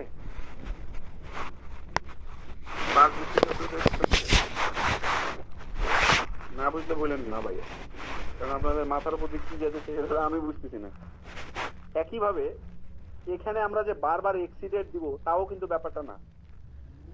এখানে যে ভার্বটা দিবেন খেয়াল রাখবেন, খালি এটা পাস্ট টেন্সে হলে অবশ্যই এখানে ডিড লাগাইতে হবে, আর প্রেজেন্ট টেন্সে হলে ডু লাগাইতে হবে, এটা খালি মাথায় রাখি, আর কিছু বোঝার দরকার নেই, বুঝছেন? এটা যদি পাস্ট টেন্সের ভার্ব হয় তাহলে এখানে ডিড লাগাইয়া এটা V1, আর এটা যদি প্রেজেন্ট টেন্সেই হয় তাহলে এখানে যাই লাগান এটা তো V1ই বসবে, এখানে তাহলে ডু লাগাইতে হবে। এটা ডিপেন্ড করবে আপনার চিত্রটা কোন সময়ে বলা, পাস্ট টেন্সে বলা না প্রেজেন্ট টেন্সে বলা, তার উপর। এটা কিন্তু খুবই ইম্পর্টেন্ট একটা লাইন, এটাকে অবশ্যই ব্যবহার করবেন। এখান থেকে 15 ওয়ার্ডের একটা জিনিস আপনাদেরকে নিয়ে আসতে হবে, অর্জন করে নিয়ে আসতে হবে, পারবেন না? তাহলে অলরেডি 4টা স্ট্রাকচার শিখালাম, 4 15 60 ওয়ার্ড শেষ গেল। এরপরে আমরা একটা জিনিস শিখবো, যেমন এই যে রেজাল্টেড ইন বা লিড টু, এটা একটা ইম্পর্টেন্ট জিনিস, 23 নাম্বার, এটা আপনারা দাগায় রাখেন, ভালো জিনিস। পজিটিভ, এই যে নাম দেখে বোঝা যাচ্ছে পজিটিভ মানে কি, ধরেন এত কিছু আপনি বুঝেন না, খালি বুঝবেন পজিটিভ মানে কোনো কিছু একটা ঘটনা ঘটতেছে। পজিটিভ মানে কি, কারণ ঘটতেছে, ইনস্ট্যান্ট কিছু একটা ঘটতেছে, কোনো একটা দিকে ঘটনার দিকে নিয়ে যেতেছে, ধাবিত করতেছে। যেরকম আমরা সাসপেন্স বলি না বা টুইস্ট বলি না, সিনেমায় যে টুইস্ট থাকে, তাহলে এখানে একটা টুইস্ট হইবে, বুঝতে পারছেন? টুইস্ট মানে কি, হঠাৎ করে দেখবেন ভিলেন নায়কের বাপ, এটা হলো টুইস্ট, আগে থেকে কেউ ধারণাই করতে পারে না এরে ওর বাপ। তখন আমরা কি ইউজ করবো, যে লিড টু রেজাল্টেড ইন। কেমন দেখেন, এই যে এখানে দেখেন নীল কালার মানে এখানে টুইস্ট, এখানে আপনাকে ঘোরানোর ব্যবস্থা আছে, টুইস্ট করবেন। যেমন এখানে লেখা আছে দ্য ড্রামাটিক এসকেলেশন, আমি একজন র্যান্ডম ধরি, এই জিনিসটাকে আপনি আর কি ভাবে চেঞ্জ করতে পারেন, দেখি কেমন বুঝতেছেন। দাঁড়ান, কাকে ধর্ম সবুজ বলেন দেখি, কি অবস্থা আপনার প্রিপারেশনে? The dramatic escalation for example, এটাকে আমি চেঞ্জ করব, আমার চিত্র এটা ডিমান্ড করতেছে না, আমি যে ফিগারটা সলভ করতেছি ওইটাতে অন্য কিছু ডিমান্ড করতেছে, তাহলে অন্য কিছু কি ডিমান্ড করতে পারে? এখানে কি অপোজিট হতে পারে, মানে যদি স্কেলেশন না হয় তাহলে একটা ডাউনওয়ার্ডে যেতে পারে। তাহলে এখানে কি লিখবো, কোথায় চেঞ্জ করব? তাহলে আমি এখানে কি অয়েল প্রাইস, ওইদিকে ধরেন ওয়েল প্রাইসটা অন্য কি ঘটনা হতে পারে, এই দুইটা চেঞ্জ করেন, একটা হলো অ্যাডভার্বকে চেঞ্জ করেন আর নাউনকে চেঞ্জ করেন। তাহলে এখানে হচ্ছে অ্যাব্রাপ্ট দেখতে পারি, অ্যাব্রাপ্ট এগুলাকে আমি শিখাইছি, এগুলা যে আপনারা যে ব্যবহার করবেন এগুলাকে আমি শিখাইছি, কে বলতে পারবে দেখি? ভাইয়া স্লাইটলি ইনক্রিজ অর হাই অথবা মডেস্ট। রাকিবুল বলেন দেখি, রাকিবুল দেখি কেমন কি বলে। The significant retribution, significant retribution, এই যে এক্সেলেন্ট। আমি এরা কি অর্থে বুঝাবো significant retribution? when something drop in a dramatic way. Exactly, এই যে এতক্ষণ তো এটাই শিখালাম। তাহলে সে কি বললো, রেট্রোগ্রেস মানে কি, কমা, আর অনেক কমতেছে, তাহলে কি সিগনিফিক্যান্ট। তাহলে এখানে কি শব্দ আছে, যেমন শার্পলি অনেক, সাবস্টেন্সিয়ালি অনেক, সিগনিফিক্যান্ট অনেক, ড্রামাটিক সাডেন রাইজ, র‍্যাপিড সবই অনেক। এখন বাড়তেছে না কমতেছে, তাহলে ওখানে আছে ড্রামাটিক, তাহলে ড্রামাটিকের জায়গায় আমি দেখলাম সামান্য হয়েছে, তাহলে বলবো slight, minimal, negligible, marginal, slow, ঠিক না? আবার বাড়ার জায়গায় আমি ওখানে লেখা আছে এসকেলেশন, তাহলে এসকেলেশন মানে বাড়া, আমি অন্য বাড়া লিখতে চাচ্ছি, শোর লিখবো, সার্জ লিখবো, রোজ লিখবো, সরি রাইজ লিখবো, ক্লাইম লিখবো, জাম্প লিখবো। আপনারা কি ক্লাস করতেছেন এতদিন ধরে বলেন? স্কোর বাড়বে? এখন এটা আপনি মুখস্থ করে চলে গেলেন, ভালো কথা। পরীক্ষাতে যদি ওই জায়গাটায় ড্রামাটিক এক্সেলেশন না হয়, এটা আপনাকে ব্যান্ড স্কোর বাড়বে না কমবে বলেন? আপনি তো খুবই একটা অ্যাডভান্স লেভেলের জিনিস লিখে আসছেন, কিন্তু আদৌ কি এটাই অ্যাডভান্স হয়েছে? ড্রামাটিক এক্সেলেশন নাই, তাহলে আপনি এটা জোর করে লিখেছেন, তাহলে এক্সামিনার কি বোকা? বুঝতে পারবে না যেটা আপনি মুখস্থ করে আসছেন। বাকিরা কি আমার ক্লাস বুঝতেছেন?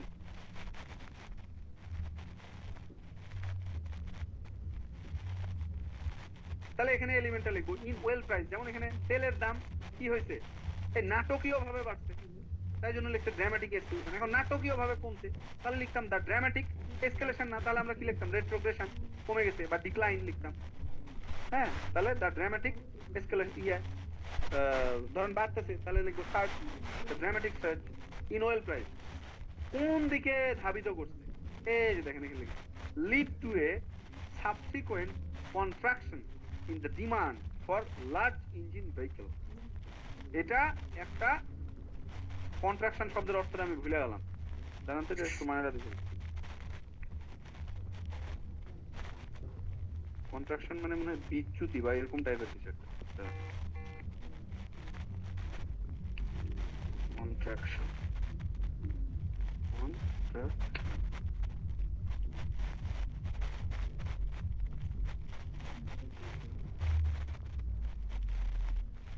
কন্ট্রাকশন মানে সংকোচন, এই যে বললাম, বা চুক্তি। ঠিক আছে, চুক্তি।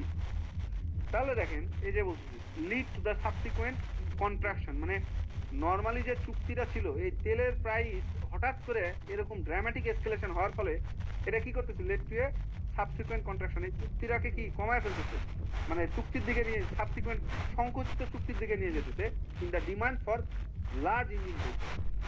তাহলে আমরা এখানে কি করব, যে এখানে যদি কোনো একটা জিনিসের জনসংখ্যাই হোক বা তেলের দামই হোক বা যাই কিছু হোক, ওই এলিমেন্টের জিনিসটা অনেক বেশি বাড়ার কারণে জিনিসটা কোন দিকে ধাবিত করতেছে, এই জিনিসটা এখানে লিখবো লিড টু এ। এখানে যদি এই যে সংকোচন হয়, কমে যাওয়া, কন্ট্রাকশন, বা যদি বেড়ে যাওয়া হয়, তাহলে ওই জিনিসটা এই জায়গায় লিখবো এর সাবসিকুয়েন্ট কি একটা ঘটনা ইন দা, এই যে বাকি যে অংশটা এভাবে করে লিখবো। এটা একটা ভালো জিনিস, এই জায়গাতে আমরা জাস্ট খালি একটু চেঞ্জ করে ফেলি। এই কারণে এখানে লেখা আছে রেজাল্টেড ইন বা লিড টু, কোন দিকে ধাবিত করে, কি রেজাল্ট বয়ে আনে, এই অনেক বেশি বেড়ে যাওয়ার কারণে, অনেক বেশি কমে যাওয়ার কারণে কি ঘটনাটা হয়, কনসিকুয়েন্সটা কি, এইটা বর্ণনা করে গেল। একইভাবে আমরা যেমন আরেকটা ভালো জিনিস 24 নম্বর রিলেটিভ ক্লজ। রিলেটিভ ক্লজ কারা আপাতত মনে রাখেন, দ্যাট ইউজ করা, হুইচ ইউজ করা, হোম ইউজ করা, এগুলো হলো রিলেটিভ ক্লজ, বুঝতে পারছেন? আচ্ছা, রিলেটিভ ক্লজে বোঝার উপায় হলো যে এখানে দেখেন হুইচ ব্যবহার করা আছে, এটাই হলো রিলেটিভ ক্লজ দ্বারা চিনতে। তাহলে আমরা এখানে কি করব, এখানে একটা এলিমেন্টের নাম দিব। তাহলে ধরেন the number of girls which consistently recorded the highest. এখন আপনি যদি দেখেন যেটা হাইয়েস্ট হয় না, লোয়েস্ট হয়েছে, তাহলে লিখবেন হুইচ। আচ্ছা, এখানে কনসিস্টেন্টলি লেখার ক্ষেত্রে একটু খেয়াল রাখবেন, যদি ধারাবাহিক হয় তাহলে কনসিস্টেন্টলি লিখবো, যদি ধারাবাহিক না হয় তাহলে লিখবো হুইচ রেকর্ডেড। ধারাবাহিক হলে হুইচ কনসিস্টেন্টলি রেকর্ডেড, হাইয়েস্ট হলে হাইয়েস্ট, লোয়েস্ট হলে লোয়েস্ট। কে হাইয়েস্ট কে লোয়েস্ট এই জায়গাটাতে নামটা লিখে দিই। যেমন এখানে লিখছি স্পেন্ডিং অন লেজার অ্যাক্টিভিটি, খরচটা কি হয়েছে সেটা এখানে লিখবো। অপরদিকে কত হয়েছে সংখ্যাটা দেখেন, এই জায়গায় কিন্তু সংখ্যা লিখি নাই, খালি ঘটনাটা লিখছি যে বাড়ছে অনেক হাই না অনেক লো, এটা লিখলাম। এখন কত বাড়ছে কত কমছে এই জায়গাটা সংখ্যাটা লিখবো। তাহলে সংখ্যা লেখার নিয়ম কি, এই যে অ্যালোকেটেড মানে হলো বরাদ্দ করা আছে nearly a third of it budget for this purpose, total কত। তাহলে এখানে আমরা দেখলাম যে 1/3 এ থার্ড অফ। তাহলে ধরেন এখানে আছে ধরেন 25%, ফর এক্সাম্পল, সরি 25 না, ধরেন এটা 23%। তাহলে আমি কি লিখতাম, 23% মানে 25-এর কম, তাহলে 25-কে আমরা কি বলি, এ কোয়ার্টার। তাহলে আমরা বলতাম অ্যালোকেটেড নিয়ারলি এ কোয়ার্টার, অথবা allocated just below a quarter of budget লেখা। এখানে আবার একটা ব্র্যাকেট দিয়ে আবার আপনি 23% লিখে দিন। অথবা যদি একটা ধরেন 28% হয়েছে, তাহলে 28 মানে কি 30-এর কাছাকাছি, তাহলে আমি এখানে লিখতাম অ্যালোকেটেড অ্যাপ্রক্সিমেটলি 3/10 অফিস বাজেট, যে ব্র্যাকেটে 28% লিখে দিতাম। তাহলে কি একটা ডেটা আমরা এখানে দেখেন কত সুন্দর ল্যাঙ্গুয়েজ অ্যালোকেটেড লিখলাম, লিখে আবার কেমন করে এখানে আমরা কোয়ান্টিফায়ারটা দিলাম যে কিরকম ভাবে দিতে হবে। এছাড়াও আমরা এখানে যে রেকর্ডের একটা ভালো ভার্ব ব্যবহার করতেছি, প্লাস রিলেটিভ ক্লজ এই যে হুইচ ব্যবহার করতে পারতেছি। এই কারণে এটা একটা মনে করেন ব্যান্ড 8 লেভেলের একটা জিনিস এই রিলেটিভ ক্লজ। নরমালি আপনারা তো খালি লেখেন যে ধরেন the number of girls four 28%, এটাই তো লেখে স্টুডেন্ট নাকি, নাম্বার অফ গার্লস ফোর 28%। তো এটা লিখলে তো আপনি 4 পাবেন বা 4.5 পাবেন, তাহলে তো হবে না, আপনার 8 পাইতে হবে। তাহলে ওই কথাটাই আমি বলবো একটু পেঁচাইয়া বলবো এই সিস্টেম। বুঝতে পারতেছেন? গেল, অনেক কিছু শিখে দিলাম। এরপরে 25 নাম্বারটাও চাইলে আমরা ব্যবহার করতে পারি। যেমন এখানে আমরা বলতেছি পাস্ট পারফেক্ট টেন্সের ক্ষেত্রে। তো পাস্ট পারফেক্ট মানে কি, হ্যাড, হ্যাডের পরে V3, জাস্ট একটু জানতে হবে, আর কিছু দরকার নেই। এখন দেখেন নরমালি স্টুডেন্টরা কি কাজটা করে, স্টুডেন্টরা একটা সাল সবসময় সালকে ওরা পরে দেয় ইন 2095 এভাবে করে লেখে, মানে সালের আগে ওরা বেশিরভাগই প্রিপজিশন হিসেবে কি ব্যবহার করে, ইন ব্যবহার করে। এই ইন দেখতে দেখতে দেখতে এক্সামিনার মানে চোখ এত বেশি ইয়ে হয়ে গেছে, মানে আলু ভর্তার ডালের মতো, কত খাবার আলু ভর্তার ডাল, আর ভালো লাগে না। তাহলে আপনারা সালের আগে এরকম বাই 1995 এভাবে লিখতে পারেন। তাহলে বাই 2010 2010, বাই 2025 2025, এই সালে কি ঘটনা ঘটছে এখানে এলিমেন্টের নাম লিখবেন। যেমন এখানে লেখা আছে the average cost of production, তাহলে আমরা লিখবো দ্য নাম্বার অফ গার্লস কি হয়েছে, হ্যাড অলরেডি ডাবলড। দেখেন হ্যাড ব্যবহার করতেছি যে এখানে V3 ডাবল। তাহলে আপনারা এই স্ট্রাকচার ব্যবহার করে মনে করেন ওই যে 4 গুণ 5 গুণ 7 গুণ এরকম থাকে না জিনিসপত্র, মনে করেন 2010 সালে ছিল 12 আর 2025 সালে হয়ে গেছে ধরেন 2000, এটা কত হয়ে গেছে মনে করেন 5 12 60 হয়ে গেছে। তাহলে আমরা কি লিখতে পারি, আমরা এটা লিখতে পারি by 2010 2010 the number of girls has already মনে করেন 6 গুণ বাড়ছে, তাহলে আমরা লিখবো 6 folded বা 6 times what it was in ধরেন 2000 সালে ছিল কত, in 2000, তাহলে বুঝছেন এই ঘটনাটা, বুঝলেন? এখানে বলছে 1980 সালে যা ছিল তার চাইতে 1995 সালে এটা আবার বাইরে কত হয়ে গেছে, দ্বিগুণ হয়ে গেছে। এই ল্যাঙ্গুয়েজটাকে কিভাবে লিখতে হয় আপনারা তো জানতেন না এতদিন, জানতেন? এই যে দেখেন এখানে হোয়াট ব্যবহার করছে, এটাও কিন্তু একটা relative clause kind of, what it was in এত। তাহলে এখানে দেখেন সালের আগে এখানে একবার ইন ইউজ করলাম, আর এখানে সালের আগে একবার আমরা বাই ইউজ করলাম, প্লাস আমরা এখানে কত গুণ বুঝাইতে, এত গুণ বাড়ছে এটা বুঝাইতে আমরা এই যে পাস্ট পারফেক্ট টেন্স ব্যবহার করলাম, হ্যাড ডাবলড, আবার মাঝখানে একটা অলরেডি। সো এটাই কিন্তু আপনার স্কোর বাড়াই দিবে, খুবই একটা আউটস্ট্যান্ডিং লেভেলের জিনিস, অবশ্যই এটা ইউজ করার চেষ্টা করবেন প্রায়র ইভেন্ট বুঝাইতে। এখানে আরো জিনিস আছে, এখনই শেষ না। এরপরে বলতেছি এরকম তো ঘটনা হয়েইছে, 6 গুণ তো বাড়ছে, বাড়ার পরে আবার এই যে before stabilising in the subsequent decade, পরবর্তী দশকগুলোনে এটা আবার কি হয়ে গেছে, স্টেবিলাইজ হয়ে গেছে। এখানে বিফোর বা আফটার বুঝে শুনে ব্যবহার করবে, যদি আগে হয় তাহলে আগে, পরে হলে আফটার। স্টেবিলাইজিং, তাহলে এখানে স্টেবিলাইজ হয় নাই, সমান ধাপে নাই, এটা মনে করেন বাইরে গেছে, তাহলে আমরা এখানে লিখতে পারতাম uprising in the subsequent decade, uprising. যাই ব্যবহার করেন আইএনজি ব্যবহার করবেন। তাহলে কমার ক্ষেত্রে আমরা কি বলতে পারতাম,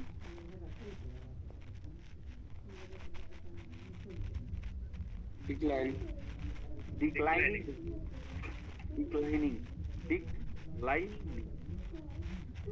এক্ষুনি বলেছিলাম আইএনজি ব্যবহার করবেন, এক্ষুনি আইএনজি ব্যবহার করলেন না, তাহলে হলো এখানে ধরে দেবেন।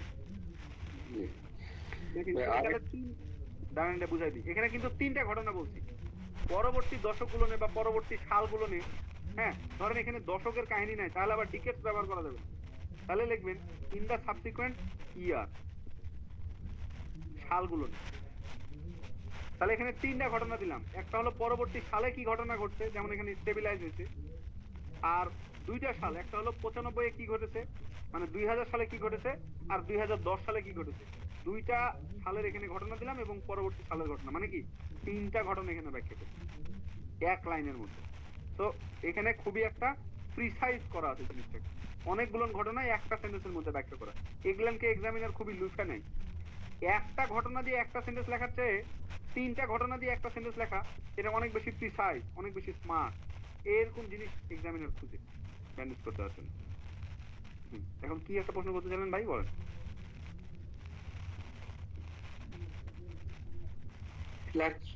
ফ্লাকচুয়েশনের সিনোনিম আর একটা কি ব্যবহার করতে পারি? এটা তো আপনি আমাকে প্রশ্ন করবেন কেন, তো ফাইল দিয়ে রেখেছি। ফ্লাকচুয়েটিং, অসিলেটিং, ভ্যারাইট, এই যে ভ্যারাইট বলবেন। খেয়াল রাখতে হবে, খেয়াল না থাকলে আপনি কি করতেছেন তাহলে? এটা কাজই তো ওয়ার্ডে ব্যবহার করে। এখানে ওয়ার্ডই তো আছে কয়টা? এই একটা স্লাইডে এখানে কয়টা ওয়ার্ড, আর এই স্লাইডে কয়টা ওয়ার্ড? আর কোনো ওয়ার্ড আছে টাস্ক ওয়ানে? টাস্ক ওয়ানে কোনো ভোকাবুলারি আছে? টাস্ক ওয়ানের ভোকাবুলারি হলো এই যে 3 quarter, 2 quarter, nearly, slightly exceeding, রাফলি, অ্যারাউন্ড, এগুলাই তো কিওয়ার্ড। আর কি কিওয়ার্ড? আর কি ভোকাবুলারি? আর এই যে এখানে যে ভোকাবুলারি দেখাচ্ছি, এর বাইরে কিচ্ছু নাই টাস্ক ওয়ানে। প্রচন্ড খেয়াল রাখতে হবে, সূরা ফাতিহার মতন খেয়াল রাখতে হবে। মনোযোগ, গার্লফ্রেন্ডের সাথে পার্কে ঘুরতেছেন কিন্তু নামাজের মধ্যে সূরা ফাতিহা ভুল হইতেছে, এরকম মনোযোগ রাখতে হবে, আর এরকম মুখস্থ রাখতে হবে। আমিও ভুলে যাই, গেল, খুবই স্লো হয়ে যেতেছে। এরপরে অ্যাক্টিভ টেন্সিভ ব্যবহার করতে হয়, এটা অত ইম্পর্টেন্ট না, তারপর আপনারা দেখে নিন। এটা নিয়ে আর এত ব্যাখ্যা করলাম না। খালি যে ইনক্রিজের জায়গায় বাড়তেছে না কমতেছে ব্যবহার করবেন, বা এর পরে পার্সেন্টেজটা খালি উল্লেখ করে দিবেন, সালটাকে উল্লেখ করে দিবেন, আর তেমন একটা কিছু নেই। গেল। এতক্ষণ পর্যন্ত যা বুঝালাম সবাই ক্লিয়ারলি বুঝতে পারছেন কথাবার্তা? ওকে, এখানেই শেষ না, আরো কিছু আছে। কারো যদি প্রশ্ন থাকে দু একটা করতেও পারেন, অসুবিধা নেই। এতক্ষণ আমরা খালি ডিটেইলিং নিয়ে আলোচনা করতেছি, কিভাবে স্পেসিফিক ডিটেইল দেখাবো। আরো কিছু স্পেসিফিক ডিটেইল আমরা এখানে দেখাবো। যেখানে লেখা আছে ডাইনামিক ল্যাঙ্গুয়েজ ফর ট্রেন্ড, সেটা লাইন গ্রাফ হতে পারে, পাই চার্ট হতে পারে, বার চার্ট হতে পারে, টেলিগ্রাফ হতে পারে। এই টাইপের জিনিসপত্র ক্ষেত্রে তোমরা এক্সিলেন্ট ব্যবহার করবা। এখানে আরো উল্লেখ করা আছে যে টাইম, ডেট, সময় উল্লেখ করবো, ডেটা উল্লেখ করবো, এই টাইপের, যেটাকে সহজে আমরা ডিটেইলিং বলতে পারি। এই ডিটেইলিং এর জন্য এই 1 থেকে 10 পর্যন্ত স্ট্রাকচারগুলোকে আমরা যে কোনোটাকে ব্যবহার করতে পারি। আসেন দেখি ভাইয়া, যেমন বলেন। আমার প্রশ্ন হচ্ছে এই যে যে কটা বুঝালেন আপনি, এটা কি মানে একটা রাইটিং এর ভিতরে কি সবগুলো ইনক্লুড করবো নাকি? এটা হলো আপনার সামনে দিলাম, আপনি কি 10টা খাবার সব শেষ করে উঠতে পারবেন, খেতে পারবেন সব? না যেটা ভাই। যেটা আপনার রুচিতে লাগে সেটা সেটা খাবেন। এখানে ধরেন আমি পর্ক দিলাম, গরুর মাংস দিলাম,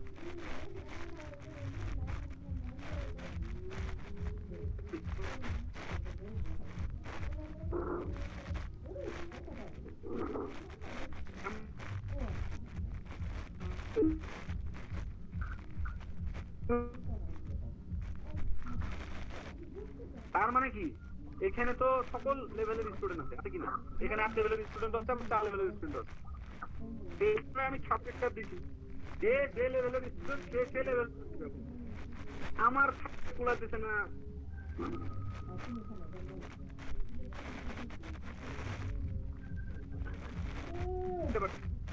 বুঝছেন কথা? যেটা যেটা আপনি পারবেন সেটা সেটা আপনি বুঝতে পারবেন। আমার বুঝানোর কারণে আমি বুঝা দিচ্ছি। তবে যে লেভেলের স্টুডেন্ট হোক, চেষ্টা করলে এই জিনিসটা মুখস্থ করে তার কয় মিনিট লাগে, কয় দিন লাগে? 7 দিন দেন আপনি, তাই সমস্যা কি?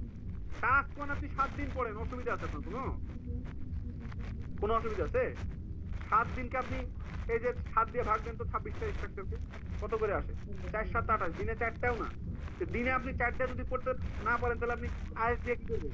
কাজটা কি আপনি ঢাকা হয়ে পিছনে টাইম দিয়ে তো লাভ নেই, আছে? তাহলে 26টাই মনে করে রাখতে হবে। আপনাকে তো 26টা মনে করতেই হবে না। একটার মধ্যে যদি 15টা করে ওয়ার্ড থাকে, আপনি তো 12-13টা পড়লেই হয়ে যেত। আপনি তো 12-13টা স্ট্রাকচার বাইসা মুখস্থ করলেই তো হয়ে যেত। মিউট করেন না, তাদেরকে তো 26টা পড়া লাগবে না। এর মধ্যে বেছে 26টার মধ্যে যেগুলো আপনার সবচেয়ে ভালো লাগবে এরকম 15টা মুখস্থ করবেন। সে 15টা মুখস্থ করে ওগুলো নিয়ে আপনি বারবার লিখবেন। আপনি বাড়িতে বসে প্র্যাকটিস করবেন, তাও ওই 15টা দিয়ে করবেন। আমাকে ধরেন লেখা সাবমিট করবেন, তাও ওই 15টা দিয়ে করবেন। কোথাও মক টেস্ট দিবেন, তাও ওই 15টা দিয়ে করবেন। ফাইনাল এক্সাম দেবেন তাও এই 15টা দিয়ে করবেন, যেন ওয়ার্ড একদম পয়েন্ট টু পয়েন্ট মুখস্থ হয়ে যায় আপনার। তারপরেও দেখবেন আপনি 7+ পেয়ে গেছেন।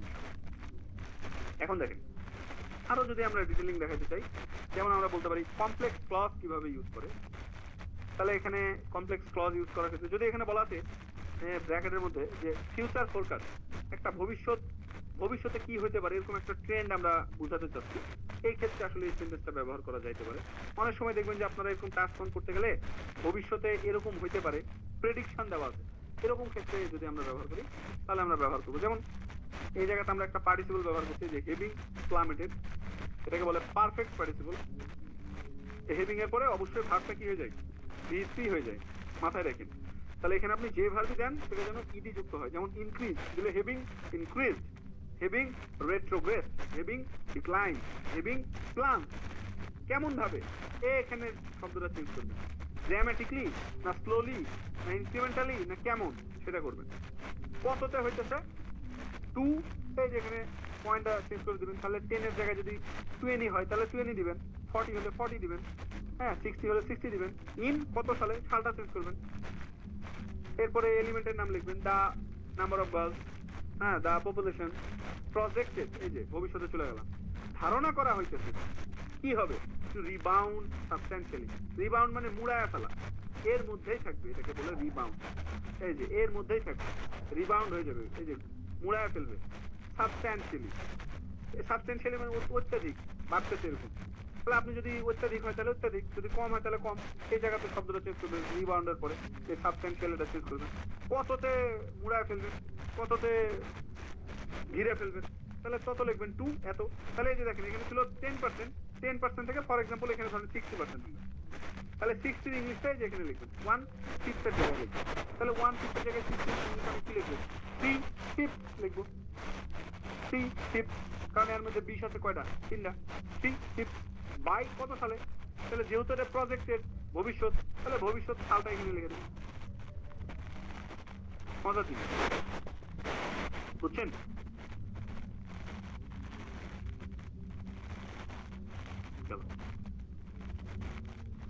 আর একটা ভালো জিনিস, যেমন অ্যাডজেক্টিভ নাউন, খুবই একটা মজার জিনিস। একবার অ্যাডজেক্টিভ ইউজ করবো, একবার নাউন ইউজ করবো, ঠিক আছে? তাহলে আমরা এই যে দেয়ার যুক্ত করে, আগে একদিন ক্লাসে আপনাদের শিখিয়েছিলাম দেয়ার ওয়াজ, দেয়ার ওয়াজে এই যে এখানে চেঞ্জ করবো, তাহলে নোটেবল ডিসপ্যারিটি। তাহলে এখানে নোটেবলের জায়গায় আমরা কি অ্যাডজেক্টিভ চেঞ্জ করতে পারি, সিগনিফিক্যান্ট, সাবস্ট্যান্সিয়াল, ড্রামাটিক। ডিসপ্যারিটির জায়গায় আমরা কি ইউজ করতে পারি, বাড়লে যদি ইনক্রিজ জাতীয় যতগুলো ওয়ার্ড আছে, ডিক্রিজ জাতীয় যতগুলো ওয়ার্ড আছে। ডিসপ্যারিটি মানে বৈসাদৃশ্য, বৈষম্য, এটা লিখছি। কত হয়েছে, কততে, অফ পার্সেন্টেজটা দিয়ে দিল, 45-এর জায়গায় যা হবে তাই, 75 হলে 75, 80 হলে 80, তারপরে এখানে বাদ বাকি যা আছে তাই। এরপরে প্যারালেল পাস্ট সিমালটেনিয়াস, খুবই একটা ইম্পর্টেন্ট জিনিস। ক্লাসের একদিন এটা নিয়ে আলোচনা করছিলাম যে দুইটা ঘটনা যদি অতীতে ঘটে, মনে আছে আপনাদের, দুইটা ঘটনা একই সাথে, এই যে সিমালটেনিয়াসলি বা কনকারেন্টলি একই সাথে যদি দুইটা ঘটনা ঘটে অতীতে, তাহলে আমরা কি করব? নরমালি কমন সেন্সের স্টুডেন্টরা দুইটাকে কি করে, পাস্ট ইনডিফিনিট দেয়, কিন্তু এখানে পাস্ট ইনডিফিনিট দেওয়া যাবে না। কনকারেন্ট যদি হয়, সিমালটেনিয়াস যদি হয়, একই সাথে যদি ঘটে, তাহলে একটাকে অবশ্যই কন্টিনিউয়াস দিতে হবে। তাহলে এই যে দেখেন while যুক্ত করলাম, while the expenditure on electronics is was climbing steadily, was climbing continuous tense, past continuous। তাহলে একটা past continuous আর একটা indefinite, এই যে remain flat, তাহলে এই জায়গায় খালি শব্দটা চেঞ্জ করে দিই। তাহলে was climbing steadily, আস্তে করে বাড়ছে, তাহলে আস্তে করে বাড়লে আস্তে করে বাড়ছে, যদি বেশি বাড়ে তাহলে এখানে স্টেডি ওয়ার্ডটা চেঞ্জ করে দেবো, ক্লাইম্বের ওয়ার্ডটা চেঞ্জ করে দেবো। একইভাবে রিমেন্ড দা ফ্ল্যাট কি ফ্ল্যাট না, ডিক্লাইন কি ডিক্লাইন না, আপওয়ার্ড কি আপওয়ার্ড না, সেটা লিখে দেবো। কিন্তু এটা যেন ইনডিফিনিট হয়, এটা যেন কন্টিনিউয়াস হয়, অথবা এটা যেন ইনডিফিনিট হয়, এটা যেন কন্টিনিউয়াস হয়। একটাকে মাস্ট কন্টিনিউয়াস হতে হবে। এই যে যদি প্যারালেল হয়, একই সাথে ঘটে, সিমালটেনিয়াস। ক্লাস কি বুঝতেছেন না মাথার বুঝে যেতেছে আপনাদের?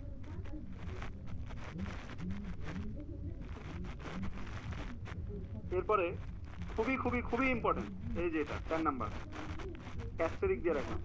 কেন ইম্পর্টেন্ট? কারণ এখানে আমি অ্যাডভান্স ওয়ার্ড ইউজ করব, যেমন উইটনেস। উইটনেস মানে কি, সাক্ষ্য বহন করে। এক্সপেরিয়েন্স, রেকর্ডেড, অবজার্ভ, ইন্সপেক্টেড, এইগুলান ভার্ব ইউজ করতে হবে। দেখেন এই একটা স্ট্রাকচার ব্যবহার করে অন্তত 3টা সেন্টেন্স আপনি লিখতে পারবেন। একবার আপনি উইটনেস দিয়ে লিখবেন, একবার এক্সপেরিয়েন্স দিয়ে লিখবেন, একবার মনে করেন অবজার্ভ দিয়ে লিখবেন।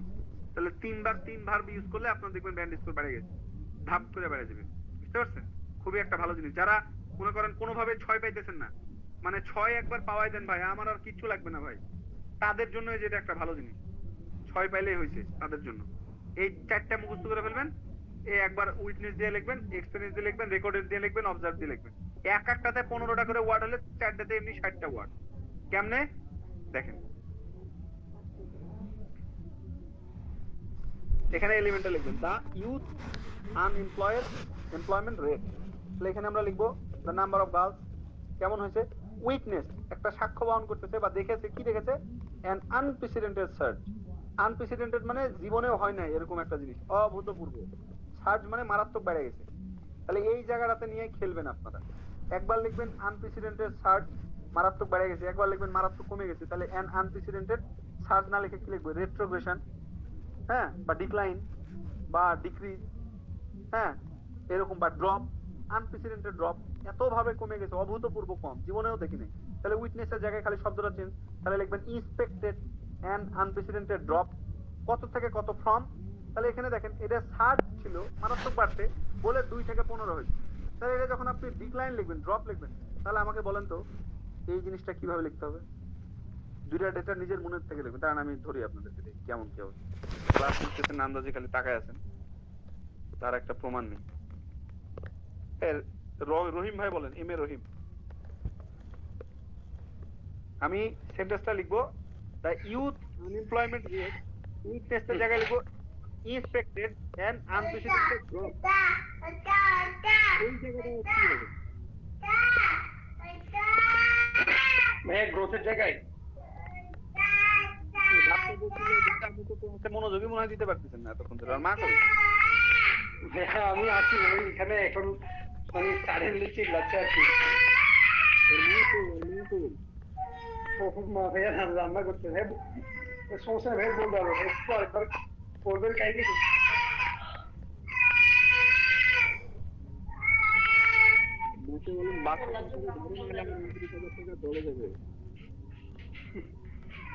একটু আজকে অসুস্থ হয়ে ইয়া করতেছে।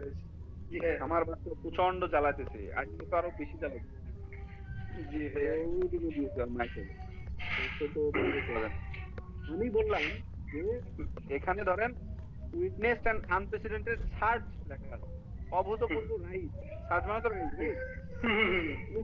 আমি বলতেছি এখানে আমরা ভার্বটা ধরেন উইটনেসের জায়গায়, এই যে এখানে আমি অনেকগুলো ভার্ব দিছি না, এক্সপেরিয়েন্স বলতে পারি, ইনস্পেক্টেড বলতে পারি। রেকর্ডেড। তাহলে উইটনেসের জায়গায় আমি লিখলাম রেকর্ডেড। আর এই আনপ্রেসিডেন্টেড সার্চের জায়গায় না লিখে আমি লিখলাম ড্রপ, কারণ এটা হলো ড্রপ। তাহলে এই যে গোল করে রাখছি ফ্রম 2 to 15, এই জায়গাটাতে আমি কি লিখব? উল্টা হয়ে যাবে ভাইয়া, 15 to 22%। এই জিনিসটা আমি জানতে চাইছি, কেন উল্টাইলেন? কারণ ভাইয়া আমার এখানে ইয়াটা আমি চেঞ্জ করে দিলাম, তো ভার্বটা আমি চেঞ্জ করলাম। আনপ্রেসিডেন্টেড ড্রপ যখন বলছি, তার মানে আমার এখন অভূতপূর্ব কোন একটা জিনিস কমে গেছে ভাইয়া। যেটা বেশি ছিল এখন এটা আরো কমছে, আগে 15 ছিল এখন এটা 2 হয়ে গেছে। এই জন্য আমি এটাকে বললাম যে আনপ্রেসিডেন্টেড ড্রপ বা আনপ্রেসিডেন্টেড রেট্রোগ্রেড, এগুলো ইউজ করতে পারবো আর কি। এই যে দেখছেন ভাইয়া যে কাজটা করলো, এটাকে বলে আনপ্রেসিডেন্টেড অ্যাটেনশন। বাচ্চা ভ্যাঁ করে কাঁদতেছে, তারপরও সে ক্লাসের প্রতি কত মনোযোগটা। আপনারা তো একা একা বসে মনোযোগ দিতে পারেন। এটা হলো আনপ্রেসিডেন্টেড অ্যাটেনশন। দেখেন এই জিনিসটা কিন্তু আপনাকে মাথা খাটাইতে হবে। আমি যখন বলতেছি অভূতপূর্ব সার্চ, তখন কিন্তু 2 থেকে 15 হচ্ছে একই যখন জিনিস, যখন তখন কি সেটা আপনি লিখতে পারবেন, ছোট থেকে বড় লিখতে পারবেন। তাহলে তো ড্রপ মানে কি পড়ে যেতেছে, নিচের দিকে নেমে যেতেছে। তাহলে নেমে গেলে কি করতে হবে, উপরে দিতে হবে আপার লিমিট, নিচে দিতে হবে লোয়ার লিমিট। তাহলে এখানে নিয়মটা হচ্ছে কি উল্টা, ফ্রম 15 to 22%। এটা কিন্তু আপনাকে নিজে বুঝতে হবে। যদি আপনার এটা না বুঝেন তাহলে কিন্তু এক্সামিনে ধরা খাবে। ক্লিয়ার সবাই?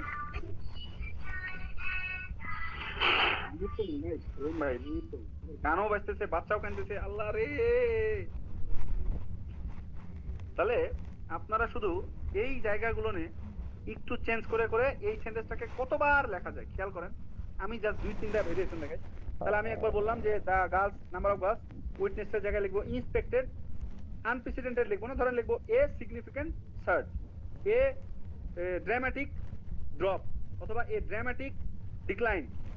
তারপরে এই যে ফ্রম আর টু এটা রাখলাম, অথবা এখানে বিটুইন আর এন্ডও ব্যবহার করতে পারি, বিটুইন এত টু এত, এত এন্ড এত, অথবা ফ্রম এত টু এত, এটাও ইউজ করতে পারি। কত সালে এটা আপনি চাইলে দিলেন, না চাইলে না দিলেন, উইদিন এ 5 ইয়ার্স পিরিয়ড, অথবা আপনি এখানে দিলেন ডাইরেক্ট সালটা দিয়ে দিলেন, ইন 2010, ইন 2025, এভাবে করে দিয়ে দিলেন। দেখছেন? তার মানে এই একটা স্ট্রাকচার যদি আপনি খালি ভালো মতন ব্যবহার করা শিখেন, এটা ব্যবহার করে জাস্ট 2-3টা ভাগ দিয়ে আপনি কত কিছু করতে পারেন। দেখছেন? 3-4 বার আপনি ব্যবহার করতে পারবেন। আচ্ছা, এখানে একটা চালাকি আপনাকে শিখে ফেলি। ওই যে একটা বান্দরের বাচ্চার গল্প আছে না, যে একটা ক্রোকোডাইল বান্দরের বাচ্চা পুষতে লেগে 5টা বাচ্চা রেখে 4টাকে অলরেডি খেয়ে ফেলছে, একটা মাত্র বাকি ছিল, ওইটাকে বারবার দেখাইছে। এরকম গল্প শুনছেন আপনারা? এই কুমিরের বান্দরের বাচ্চা ভাইয়া, আমাকে একটা আচ্ছা, ওই তো বান্দরের বাচ্চা। ওই বান্দরের বাচ্চাকে আপনি বারবার যদি দেখাইতে চান, সাবধানে দেখাইতে হবে। মানে এক্ষুনি একবার দেখাইলেন, আবার যদি আবার এই বান্দরের বাচ্চা দেখান, তাহলে কিন্তু এক্সামিনার ধরে ফেলবে, কারণ এক্সামিনার তো ছানু মাল। বুঝতে পারছেন? তাহলে আপনি কি করবেন, একবারে বান্দরের বাচ্চাকে মনে করেন লিখলেন আপনি 2 নাম্বার সেন্টেন্সে, আর আরেকবার বান্দরের বাচ্চাকে লিখবেন আপনি ধরেন 6 নাম্বার সেন্টেন্সে, মাঝখানে 4টা সেন্টেন্স অন্য কিছু লিখবেন যেন ধরতে না পারে। আর আরেকবার দেখা গেল আপনি যা লিখলেন ধরেন 17 নাম্বার লাইনে। এভাবে করে একই জিনিস লিখতে গেলে একটু দূরত্ব মেনটেন করবেন। বাইরে ধরেন 9 নাম্বার লাইনে লিখলেন 2, 9, 17, তাহলে এক্সামিনারের মাথায় অত কিছু থাকবে না। ওই তো বুড়া হয়তো, অত বয়স হয়েছে। কিন্তু আপনি যদি একবার 2 নাম্বার লাইনেও এটা লিখলেন, 3 নাম্বার লাইনেও এটা লিখলেন, 4 নাম্বার লাইনেও এটা লিখলেন, এত সহজ সরল লিখতে গেলে আবার বুঝতেই পারতেছেন। ক্লাস কি আপনারা বুঝতেছেন নাকি?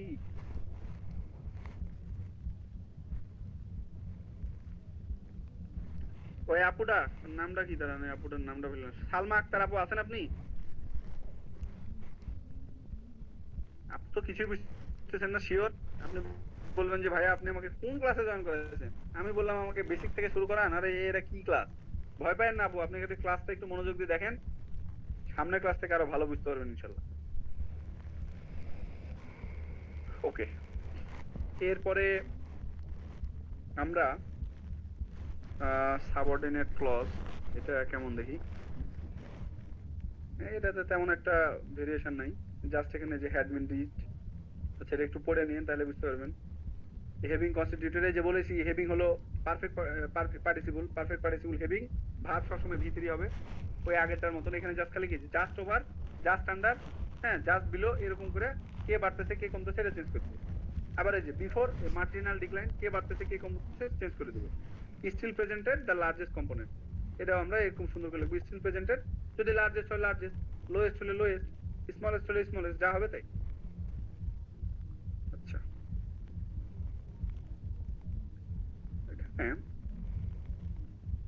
এখানে তেমন একটা বোঝার নাই, এটাও আপনারা নিজে নিজে ব্যবহার করতে পারবেন। আচ্ছা, এখানে আচ্ছা এই যে কনজিকিউটিভ অ্যাকশন, এটা একটা ইম্পর্টেন্ট। কনজিকিউটিভ অ্যাকশন মানে একই সাথে দুইটা ঘটনা ঘটা বা একই সাথে ঘটনাগুলো ঘটে, এটাকে বলে কনজিকিউটিভ ঘটনা। ঠিক আছে? এখানে যেমন দেখা গেল যে এই যে দেখেন, তাহলে এখানে দ্য প্রোডাকশন অফ আউটপুট, এই জায়গাটা চেঞ্জ করবেন, তাহলে কি the girls number of girls বা দ্য নাম্বার অফ বয়েজ, বা দ্য প্রাইস অফ হুইট, হুইটের প্রাইস কত হয়েছে, তাহলে ধরেন শোড টু এত ইউনিট, কত বাড়ছে, তাহলে এখানে বাড়ছে না কমছে তার হারটা এখানে চেঞ্জ করে দেবেন শোডের জায়গায়। তাহলে কত ইউনিটে বা কিসে বাড়ছে, পার্সেন্টেজে বাড়ছে, তাহলে 2, এখানে ইউনিট হলে ইউনিট, পার্সেন্টেজ হলে পার্সেন্টেজ, যা হবে তাই সংখ্যাটা চেঞ্জ করে দেবেন। কোন সালে, সালটা চেঞ্জ করে দিবেন। কমা আছে কমা দিবেন, তারপরে কি ফলোড বাই এ, এরপরে এই জায়গাটা চেঞ্জ করে দিবেন। যেমন এখানে মডারেট রিট্রাকশন, রিট্রাকশন মানে কমা, ডিক্লাইন, তাহলে এটা সামান্য কমছে। এই যে দেখেন 900 ছিল, 900 থেকে সামান্য কমে কত হয়েছে, এই যে 750 হয়েছে।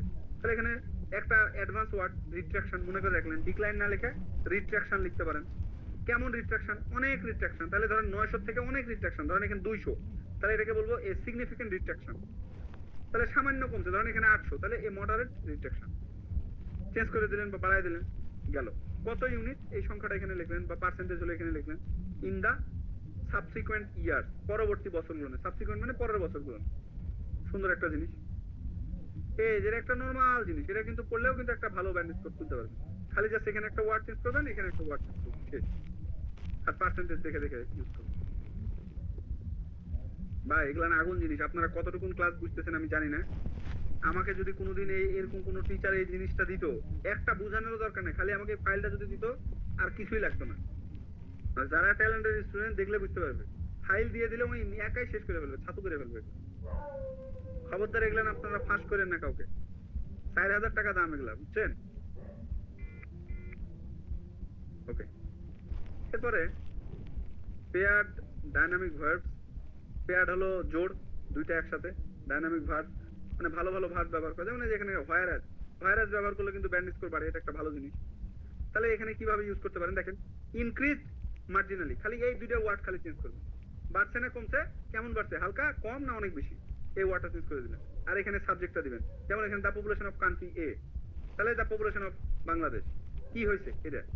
হোয়ারএজ দ্যাট অফ কান্ট্রি বি, এই কান্ট্রি বি এর জায়গায় নাম লিখতে হবে। তাহলে ধরেন এখানে লিখলাম দ্য নাম্বার অফ গার্লস, তাহলে লিখবো দ্যাট অফ বয়েজ, এখানে লিখবো দ্যাট অফ বয়েজ। এখানে নাম্বার অফ লেখার কিছু দরকার নাই। কেন? এখানে খেয়াল করেন, এখানে যখন আমরা নাউন ক্লজ ব্যবহার করতেছি, the population of category country A, এর মানেই হলো কান্ট্রি বি, মানে এখানে পপুলেশনের কথাই বোঝাইছে। বুঝতে পারছেন? জুয়েলের পারফরমেন্স খুবই বাজে, এখানে লিখলাম জুয়েলের পারফরমেন্স খুবই বাজে, দ্য পারফরমেন্স অফ জুয়েল খুবই বাজে। তাহলে দ্যাট অফ, এখানে যদি সবুজ লিখি তার মানে সবুজেরও পারফরমেন্স হবে, তাহলে কান্ট্রি বি। কেমন হয়েছে? যদি মারাত্মক বাড়ে বা মারাত্মক কমে, খালি জাস্ট এই রকেটেড জায়গায় ভার্বের জায়গায় ভার্বটাকে চেঞ্জ করে দেবো। তাহলে রকেটেড হয়েছে না প্লান্ট হয়েছে না প্লামেটেড হয়েছে না কি হয়েছে না হয়েছে লিখে দিলাম, কত থেকে কত, খালি সংখ্যাটা উল্লেখ করবো, ফ্রম এত টু এত। এই যে 5 থেকে কততে বাড়ছে, 15তে বাড়ছে। বাড়ার কারণে রকেটেডের কারণে কিন্তু 5 থেকে 15। এখানে রকেটেড না হয়ে যদি রেট্রোগ্রেস হইতো, কমে গেছে, তাহলে কি 15 থেকে 5 হইতো। বুঝে ব্যবহার করতে হবে, বুঝছেন? গেল, এটা একটা ভালো জিনিস। এই যে দ্যাট অফ, হোয়ারএজ, দ্যাট অফ, হোয়ারএজ মানে কি কন্ট্রাস্টিং, একটার সাথে একটাকে কন্ট্রাস্ট করার ক্ষেত্রে এগুলো ইউজ করতে পারি। এখানে শেষ নাই, যে আপনাদের এই পাশে আবার এখানে আবার একটা জিনিসটা দেখাই দিছি, এবারে তো আমি যাইই নাই এখন পর্যন্ত, যে এখানে আমরা আসলে কাকে ফোকাস করতেছি, কিসেকে ফোকাস করতেছি, এখানে আবার একটা এক্সপ্লেনেশন দেওয়া আছে। এটা পড়লে আরো বুঝে ফেলবেন। যেমন আমি তো এগুলো মুখে মুখে বলতেছি, সব তো আমার মুখস্থ। যেমন এই যে পার্টিসিপল ক্লজ, এটা দেখলে আপনারা বুঝতে পারবেন, ওখানে কিন্তু পার্টিসিপল লেখা নাই। হেভিং যখনই দেখবেন বুঝে ফেলবেন এটা একটা পার্টিসিপল। আবার এই যে দেয়ার ওয়াজ, অ্যাডজেক্টিভ নাউন ফর্ম দেওয়া আছে, তারপরে প্রিপজিশন ফর্ম দেওয়া আছে। বুঝতে পারছেন? এই যে কন্ট্রাস্টিং ট্রেন্ড, একটার সাথে একটা তুলনা বোঝাইতে গেলে এই যে হোয়ারএজ বা হোয়াইল ব্যবহার হয়, তখনই আপনারা বুঝে ফেলবেন এই স্ট্রাকচার এই কারণে। আবার এই যে ফলোয়েড বাই ব্যবহার করো, এটা বুঝাইছি। এরপরে নাউন ফ্রেজ দাও, ক্লজ দাও, এগুলো দেখলে আপনারা বুঝতে পারবেন। ভাই এটা একটা মাখানো কেক, তুলে খালি মুখে দিতে হবে আর গিলতে হবে। আর যদি আপনারা না পারেন তাহলে দুঃখজনক। ওকে, মোটামুটি এগুলো নিয়ে গেল। এগুলো একটু যদি বাড়িতে পড়েন আলহামদুলিল্লাহ। এখন আসেন একটু আগুন জিনিস বুঝাই। এখানে 11 নাম্বার থেকে 17 নাম্বার পর্যন্ত দেখেন লেখা আছে কম্প্যারিজন এন্ড সুপারলেটিভ স্ট্রাকচার। এটা বলেন তো কোন বডি প্যারাগ্রাফ? 2 ভাইয়া। বডি প্যারাগ্রাফ 2 কিভাবে বুঝলেন? আমরা তো বডি প্যারাগ্রাফ 1 এ হচ্ছে দিব, নরমাল ট্রেন্ড দিব, আর জি ডিটেইলটাতে, জি জি ভাইয়া স্পেসিফিক এটাতে। আর বডি প্যারাগ্রাফ 2 তে হচ্ছে আমরা এই সুপারলেটিভ ডিগ্রিগুলো ইউজ করব, কম্পারিজনটা দেব, তুলনা দেব, কম্প্যারিজন দেব, রাইট? তো এখানে এই 11 থেকে 17 এর মধ্যে সবগুলো জিনিসের মধ্যে কম্প্যারিজন দেখানো আছে। আপনাদেরকে আমি বলছিলাম যে কম্প্যারিজন লিখবেন আনুমানিক 7 লাইনের মধ্যে, ঠিক আছে?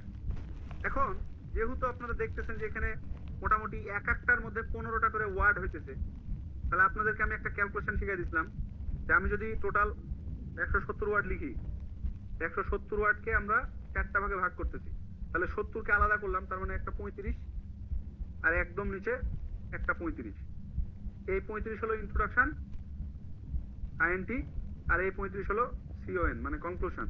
আর মাঝখানে আমরা মোটামুটি 50 থেকে 55টা ওয়ার্ড করে দিব, ওই বিপি গুলো দিব, বুঝছেন? টাস্ক ওয়ানে কিন্তু বিপিতে মার্ক। তাহলে ধরেন আমরা এখন কম্প্যারিজন বুঝাচ্ছি, তাহলে কম্প্যারিজনে আমরা সিএমপি দিলাম, কম্প্যারিজনে আমরা 55 ওয়ার্ড দিব, আর এই কম্প্যারিজনে আমরা হলো ডিটেইলিং দিব, মানে এই বিপিতে, বুঝছেন? ডিটেইলস দিব। এখন দেখেন 55 ওয়ার্ডের জন্য মানে কম্প্যারিজনে আমরা জাস্ট ধরেন 55 ওয়ার্ড লিখি, তার মানে একটার মধ্যে যদি 15টা করে থাকে, তাহলে 55 হইতে লাগে কত? 4 15 60। ক্যালকুলেশন করে পড়বেন, তাহলে আপনি ভিজুয়ালাইজ করতে পারবেন আপনার প্রোগ্রেসটা আদৌ উঠতেছে কি পড়তেছে, বুঝছেন? তাহলে আমি যদি 4টা স্ট্রাকচার মুখস্থ করি তাহলে আলহামদুলিল্লাহ কম্পারিজনে আর কিছু লাগে না। তাহলে এখানে আরো বেশি দিয়ে রেখেছি, উদ্বৃত্ত দিয়ে রেখেছি 11 থেকে 17, মানে কয়টা? এখানে আছে 3 আর এখানে আছে 4, 7টা দিয়ে রেখেছি। আপনার দরকার হলো 4টা, যে কোনো 4টা বুঝা বুঝা মুখস্থ করবেন, একদম আর গুটি শেষ করে ফেলবেন। আমি কি ক্লাসে আপনাদেরকে বেশি চিল্লাইতেছি? বুঝতেছেন কিছু? এই সবুজ, আপনি কি ক্লাস বুঝতেছেন কিছু? আছেন? জি ভাই আছে। এবার যদি রেটিং আপনি 7 না পান ভাই, আপনি আমার সামনে আর মুখ নিয়ে সামনে আসেন না, আপনি আমার প্লিজ। দেখি আমি হতাশায় মরে যাব। এখন আসেন, প্রথম যে 11 নাম্বারটা আমরা বুঝি, সুপারলেটিভ মানেই হলো বাপের বাপ। সুপারলেটিভ চিনবো কিভাবে? ওই যে অ্যাডজেক্টিভের শেষে ইএসটি যুক্ত থাকে, আর একটু চিনার উপায় হলো সামনের দিকে ডি থাকে সাধারণত। The most, the least, the best, হ্যাঁ, the largest, the smallest, the biggest, এগুলো নিয়ে হলো সুপারলেটিভ। এই সুপারলেটিভ তো মায়ের বই, এর সাথে আবার রিলেটিভ ক্লজ দিব। তো রিলেটিভ ক্লজ মানে ওই যে হোয়েন, হুইচ, দ্যাট, এগুলো থাকা। দেখেন এগুলো এইভাবে করে মুখস্থ করবেন, নাহলে কিন্তু ভুলে যাবেন পরীক্ষার হলে। তাহলে এখানে দেখেন কি করলাম, the age group most likely to. আচ্ছা, এখানে আবার একটা ব্যাপার আছে, ঝামেলা হয়ে গেল। লাইকলি টু বলতে কোনো কিছু সম্ভাবনা বোঝায়, সম্ভাব্যতা বোঝায়, যে খুব সম্ভবত এরকম হবে, খুব সম্ভবত। এইসব ক্ষেত্রে আমরা মোস্ট লাইকলি টু ব্যবহার করব। আর যদি দেখেন যে most likely to, most least likely to, খুব মারাত্মক সম্ভাবনা আছে অথবা মারাত্মক সম্ভাবনা নাই, একদম সামান্য সম্ভাবনা, এরকম অর্থে এটা ব্যবহার করব। এরপরে ধরেন ওই ডেটাটা কত সেটা দিব ওয়াজ। এখানে যেমন লেখা আছে যে 18 থেকে 25 এর মধ্যে, তাহলে আপনি এখানে ডাইরেক্ট ডেটা দিবেন হুইচ ওয়াজ ধরেন 10%। তাহলে এখানে দা এর পরে এটা লেখার দরকার নাই, which was 10%, which was 15%, comma presented আর একটা ডেটা। এখানে যেমন লেখা আছে এ মিয়ার 10, তাহলে মিয়ারের জায়গায় অ্যাডজেক্টিভ চেঞ্জ করে দিবেন, ওই যে সিগনিফিকেন্ট, ড্রামাটিক, এগুলা। আর 10th এর জায়গায় ডেটাটা চেঞ্জ করে দিবেন, তাহলে ডেটাটা ধরেন আছে 75, তো 75 মানে কি 3 কোয়ার্টার্স, তাহলে 10th এর জায়গায় দিবেন 3 quarters of the total figure. এভাবে করে এই লাইনটা ইউজ করবেন। এই যে হুইচ মানে হলো রিলেটিভ ক্লজ, আর এই যে দা মোস্ট, দা লিস্ট, এটা ইউজ করলাম সুপারলেটিভ ডিগ্রি। একইভাবে খুবই একটা ইম্পর্টেন্ট কম্প্যারিজনের জন্য, এই যে একদম অ্যাস্টেরিক দিয়ে রাখেন 12 নাম্বার, সেটা কি? Multiplicative comparison. নাম দেখে বোঝা যাচ্ছে মাল্টিপ্লিকেশন মানে কি গুণ, গুণোত্তর ধারা বুঝাবে, একটার সাথে একটা কত গুণ কম, কত গুণ বেশি, এরকম যদি বুঝাই কম্প্যারিজন, তখন আমরা এরকম ব্যবহার করবো। এটা তো মাস্ট আসবেই পরীক্ষাতে, যে কোনো একটা তুলনা আমি লিখবই। তাহলে আমরা লিখতে পারি এখানে যেমন the budget of advertising in Europe was, তাহলে এখানে the number of girls was exactly কত গুণ, 3 টাইমস, 4 টাইমস, 8 টাইমস, বেশি না কম, অ্যাজ হাই অথবা লো, অ্যাজ দ্যাট। ঠিক আছে, অ্যালোকেটেড ইন দা অমুক। তাহলে এখানে দুইটা ঘটনা, যে এখানে ইউরোপের জনসংখ্যাটা কত বা ইউরোপের মেয়েদের সংখ্যা কত, আর এই যে নর্থ আমেরিকার মেয়েদের সংখ্যা কত। খালি জাস্ট এই দুইটা এলিমেন্ট চেঞ্জ করে দিবেন, আর এই তো বাদ বাকি হলো এখানে খালি এক্স্যাক্টলি জায়গাটা চেঞ্জ করবেন।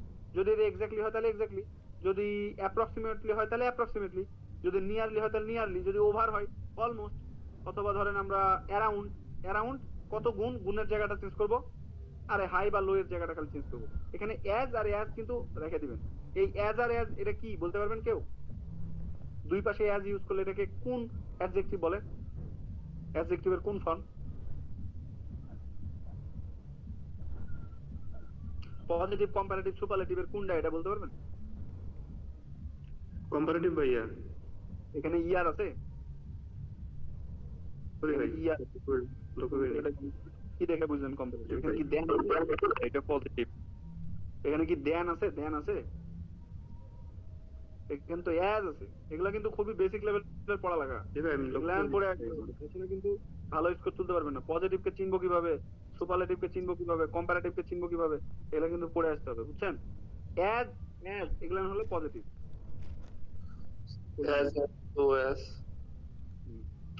গেল। এটা কিন্তু ভালো জিনিস, এটা সবাই ইউজ করবেন এই যে গুণোত্তর বুঝাইতে। এর চাইতে ওটা কত গুণ, এই যে মাল্টিপ্লিকেটিভ। একইভাবে আমরা কোন একটা কজ ইফেক্ট বুঝাচ্ছি যে এটা যদি হয় তাহলে এরকম হবে, অথবা এই ঘটনাটার জন্য এটা এত বাড়ার জন্য এটা এত বেড়ে গেছে, বা এই ট্রেন্ডের সাথে এরকম ট্রেন্ড, এরকম যদি হয় তাহলে আমরা এরকম সুপারলেটিভ ডিগ্রি ব্যবহার করে এই যে কজাল লিঙ্ক বলতে ঘটনা কেন্দ্রিক, এই যে দেখেন কজ ইফেক্ট এরকম যদি হয়, দেখেন এখানে দেখলে বুঝতে পারবেন। যেমন এখানে বলতেছি দ্য মোস্ট প্রমিনেন্ট, এই যে superlative degree, the most prominent reason for immigration was climate.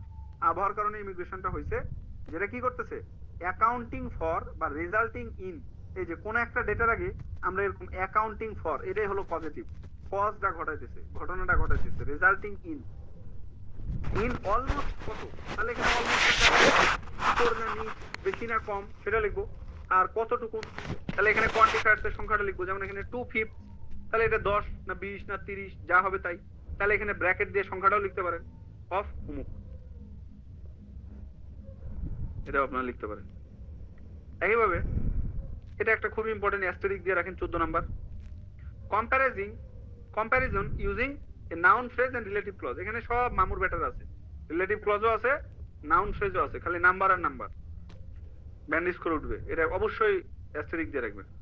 এখানে কিভাবে ইউজ করবো, এই যে দেখেন বলতেছে in sharp contrast to the USA, দুইটা দেশের মধ্যে, এখানে দেখে বোঝা যাচ্ছে দুইটা দেশ বা দুইটা এলিমেন্ট, ওর মধ্যে যখন আমরা কম্পারিজন দেখাবো, in sharp contrast to the USA মানে কোন একটা দেশের, মনে করেন কানাডার সাথে ইউএস এর একটা তুলনা দেখাচ্ছে, কিসে, এই যে দেখেন হোয়ার, এই যে হোয়ার হলো রিলেটিভ ক্লজ, হুইচ যেমন হোয়ার যেমন রিলেটিভ ক্লজ, কত জাস্ট ওভার অথবা জাস্ট আন্ডার এ কোয়ার্টার, যা হবে তাই, এ কোয়ার্টারের জায়গায় এভাবে করে আপনার ইচ্ছা করে চেঞ্জ করবেন, আর জাস্ট ওভার না জাস্ট আন্ডার ইচ্ছা মতো একটা লিখবেন।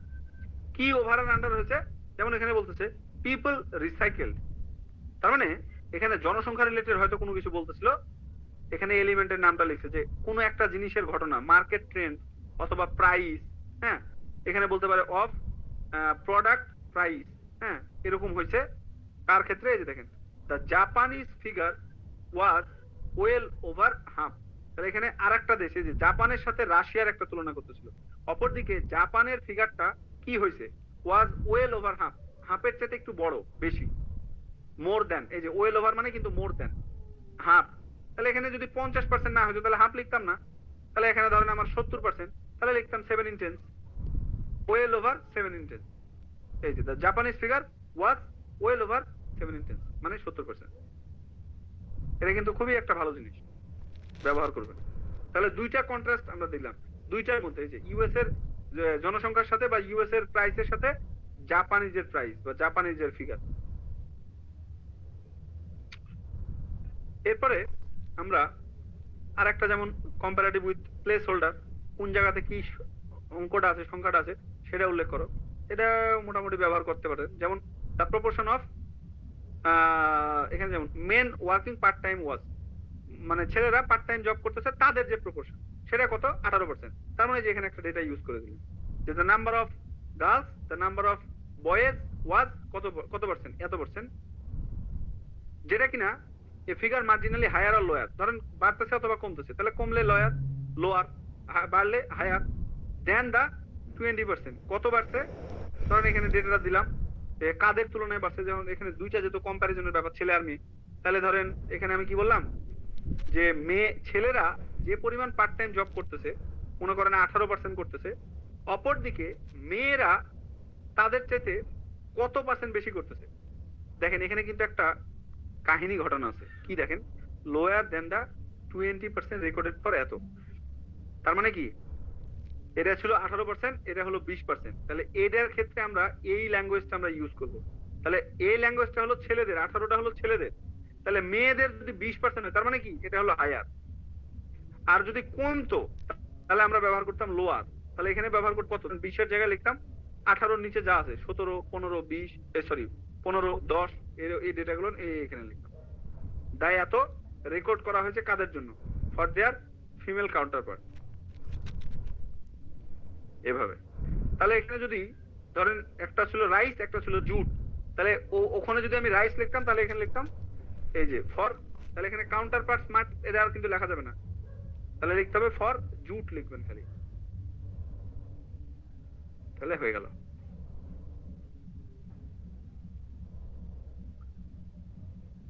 এরপরে ইকুয়াল কম্পারিজন। আপনাদেরকে আরেকটা কথা বলেছিলাম, আপনাদের মনে আছে কিনা আমি জানি না। আমি বলেছিলাম কম্পারিজন দুই প্রকার। একটা হলো ডিফারেন্সের কম্পারিজন, দুইজনেই বাজে, সরি ডিফারেন্সের কম্পারিজন, যে 5 তলার ভাবির ছেলে ভালো আর তুই ওই ছেলে পেলো A+, হ্যাঁ, আর তুই পেলি 2.75, তোর তো অবস্থা খারাপ। এই যে এটা একটা বাজের মানে দুইজনের তুলনা, একটা কেমন তুলনা, ডিফারেন্সের তুলনা। আরেকটা হলো ভাবি আপনার মেয়ের মতোই আমার ছেলে খুবই লক্ষ্মী, তো বিয়েটা দিয়ে দেন। তাহলে যে দুইজনই ভালো, দুইজনই লক্ষ্মী, তাহলে যে সেম অ্যাজ, সিমিলারিটির ক্ষেত্রেও কিন্তু কম্পারিজন হয় বলছিলাম আমি। সিমিলারিটি, TY এখানে বসানোর জায়গা নাই, এখানে দিলাম। তাহলে যে সেম অ্যাজ বোঝানোর ক্ষেত্রে এরকম এটা মাস্ট দিবেন, এটা অ্যাস্থেটিক দিয়ে রাখেন। সব সময় স্টুডেন্টরা মনে করে কম্পারিজন মানেই হলো ডিফারেন্স, তো ওরা সেম অ্যাজ এর ক্ষেত্রে কোনো কম্পারিজন দেখায় না।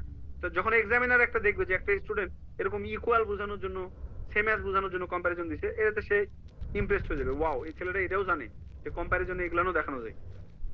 যেমন the spending on food and drink, দুইটার ক্ষেত্রে 2010-এ অথবা দুইটা সাল আলাদা আলাদা হইতে পারে, একটা 2010, একটা 2015, দুইটা এলিমেন্ট কিন্তু দিতে হবে, একটা ফুড একটা ড্রিঙ্ক।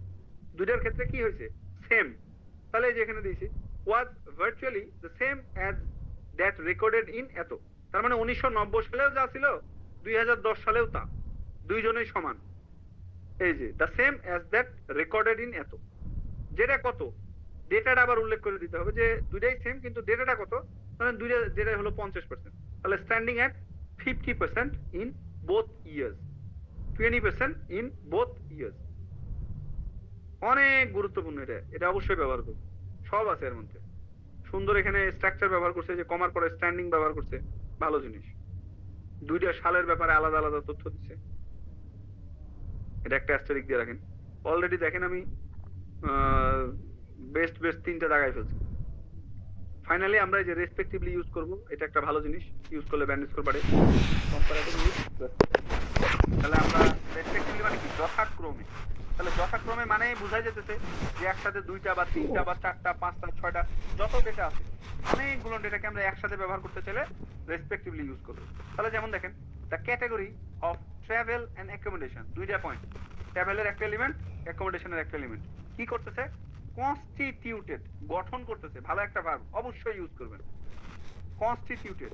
তাহলে এখানে আমরা লিখতে পারতাম ধরেন 4টা এলিমেন্ট, তাহলে আমরা লিখতাম the category of travel, comma আর কি এলিমেন্ট, ধরেন food, comma drink and accommodation constituted, এরপরে 4টা ডেটা লিখতাম, একটা ডেটা লিখতাম 10%, comma 20%, comma 45% and 30% of total cost respectively, এভাবে লিখতাম, making them the largest component. যদি দেখেন যে লার্জেস্ট কম্পোনেন্ট বানায়নি, তাহলে আর একটু লেখার দরকার নাই, এখানে রেসপেক্টিভলি লেখা ফুল স্টপ দিয়ে দিবেন। আর যদি দেখেন যে এত কিছু করার পর ওই এলিমেন্ট গুলো লার্জেস্ট কম্পোনেন্ট হয়েছে, তাহলে making them the largest component. অথবা একটা এলিমেন্টের ক্ষেত্রে আপনি লিখতে পারেন, ধরেন একটা এলিমেন্ট কিরকম হতে পারে, একটা এলিমেন্ট ধরেন পেপার, ফর এক্সাম্পল, এই যে পেপারকে মনে করেন আপনি রেসপেক্টিভলি ইউজ করে 4টাতে লিখতে চান, 4টাতে, তো 4টার মধ্যে একটা মনে করেন এপ্রিল, একটা মনে করেন জুন, একটা মনে করেন অগাস্ট, একটা মনে করেন অক্টোবর, এই 4টা পেপারের ক্ষেত্রে।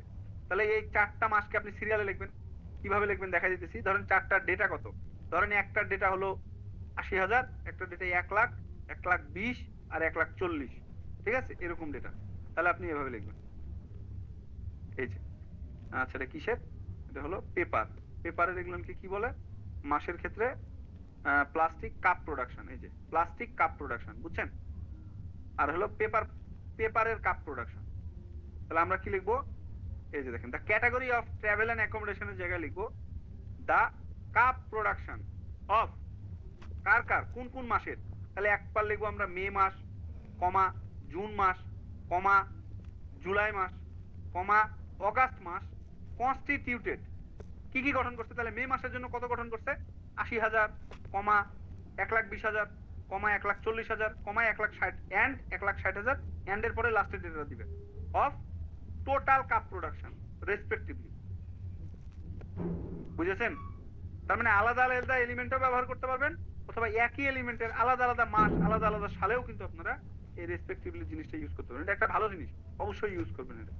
সময় যখন কম থাকবে, অনেক ডেটা দেখাইতে পারেন নাই, তখন এই জিনিসটা ব্যবহার করতে পারেন। এভাবে করে আপনারা জিরো থেকে হিরো হতে পারবেন এই একটা ক্লাসের এই স্লাইডটা ব্যবহার করে, ইনশাআল্লাহ। আজকের ক্লাস এতটুকুন। ওভারঅল কারো যদি প্রশ্ন থাকে প্লিজ বি প্রসিড। ভাই আমার একটা প্রশ্ন ছিল, সেটা হচ্ছে আপনার যে আজকে যে স্ট্রাকচারগুলো দেখাইছিলেন, তো যদি কয়েকটা গ্রাফ বা চার্ট যদি আমাদেরকে এভাবে রিলেভেন্ট করে পড়াতে পারতেন, তাহলে হয়তো একটু ভালোভাবে রিয়েলাইজ করা যেত আর কি। আপনি কি এগুলো চেষ্টা করেছেন আগেই? বাড়ি থেকে এগুলো দেখে আগে চেষ্টা করেছেন? না ভাইয়া। তা আপনি আগে কিভাবে জানলেন যে এটা আপনি পারবেন কি পারবেন না? চেষ্টা করেন আগে। একটা জিনিস যখন আপনি নিজে মাইখা খাবেন, দই চিরা মাইখা খাইছেন কখনো? এখানে দিলেন দই, এখানে দিলেন চিরা। আচ্ছা এটা বাদ দিই, ধরেন নিজে রান্না করে খাইছেন কখনো? কোন একটা জিনিস নিজে রান্না করে দেখবেন যে আম্মা কষ্ট করে রান্না রাখে, খাইতে ভালো লাগে না, তুই রান্ধো না রান্ধো। আপনি একদিন রান্ধবেন, ওই পিকনিকের মধ্যে রান্ধে না পোলাপান, দেখবেন যে খাইতে হেভি টেস্ট। এটা বললাম আমি এই কারণে, যখন আপনি নিজে নিজে খুঁজে খুঁজে খুঁজে খুঁজে এই জিনিসগুলো নিজে নিজে শিখবেন, নিজে নিজে বানানোর চেষ্টা করবেন, তখন দেখবেন যে ওই জিনিসটা আপনার মেমোরিতে লং টার্ম মেমোরি হিসেবে সেভ হবে আপনার ব্রেনে। বুঝতে পারছেন? লং টার্ম মেমোরি হিসেবে। আর যখন আপনি এই যে রেডিমেড খাইবেন বেশি বেশি, ওই জিনিসটার গুরুত্ব আপনি বুঝবেন না এবং ওটা কাজে দিবে না। আমি কিন্তু বলি না যে আমি এটা বুঝাই দিব না, ডেফিনেটলি বুঝাই দিব, বাট আপনি আগে নিজে চেষ্টা করেন। এটা তো রেডি কেক, এর চেয়ে তার রেডি কেক কি থাকে? জি ভাই। এছাড়াও আমি কিন্তু আলাদা আলাদা বার চার্টের জন্য আমি একটা স্যাম্পল পাঠাইছি না, পাই চার্টের জন্য আমি আলাদা স্যাম্পল একটা পাঠাইছি না, টেবিল গ্রাফের জন্য আলাদা স্যাম্পল পাঠাইছি না। ওখানে কিন্তু অনেক জিনিসপত্র দেওয়া আছে কিন্তু স্ট্রাকচার ধরে ধরে। তো আপনারা যদি এই ক্লাসটা নাও করেন, এগুলো কিছুই দেখেন নাই, ওগুলো দিয়েও কিন্তু আপনাদের পক্ষে 7+ তোলা কিন্তু সম্ভব। সো দুইটাকে যখন আপনি ব্লেন্ড করবেন, তখন আর বুঝার কি বাকি থাকে? ব্যবহারগুলা। Got it? ফিউচার টেন্সে আমি প্রশ্ন করি না, আমি এই প্রেজেন্ট টেন্সে প্রশ্ন করলাম। আজকের ক্লাসে কোনো কিছু বুঝেন নাই, কোনো প্রশ্ন আছে কি?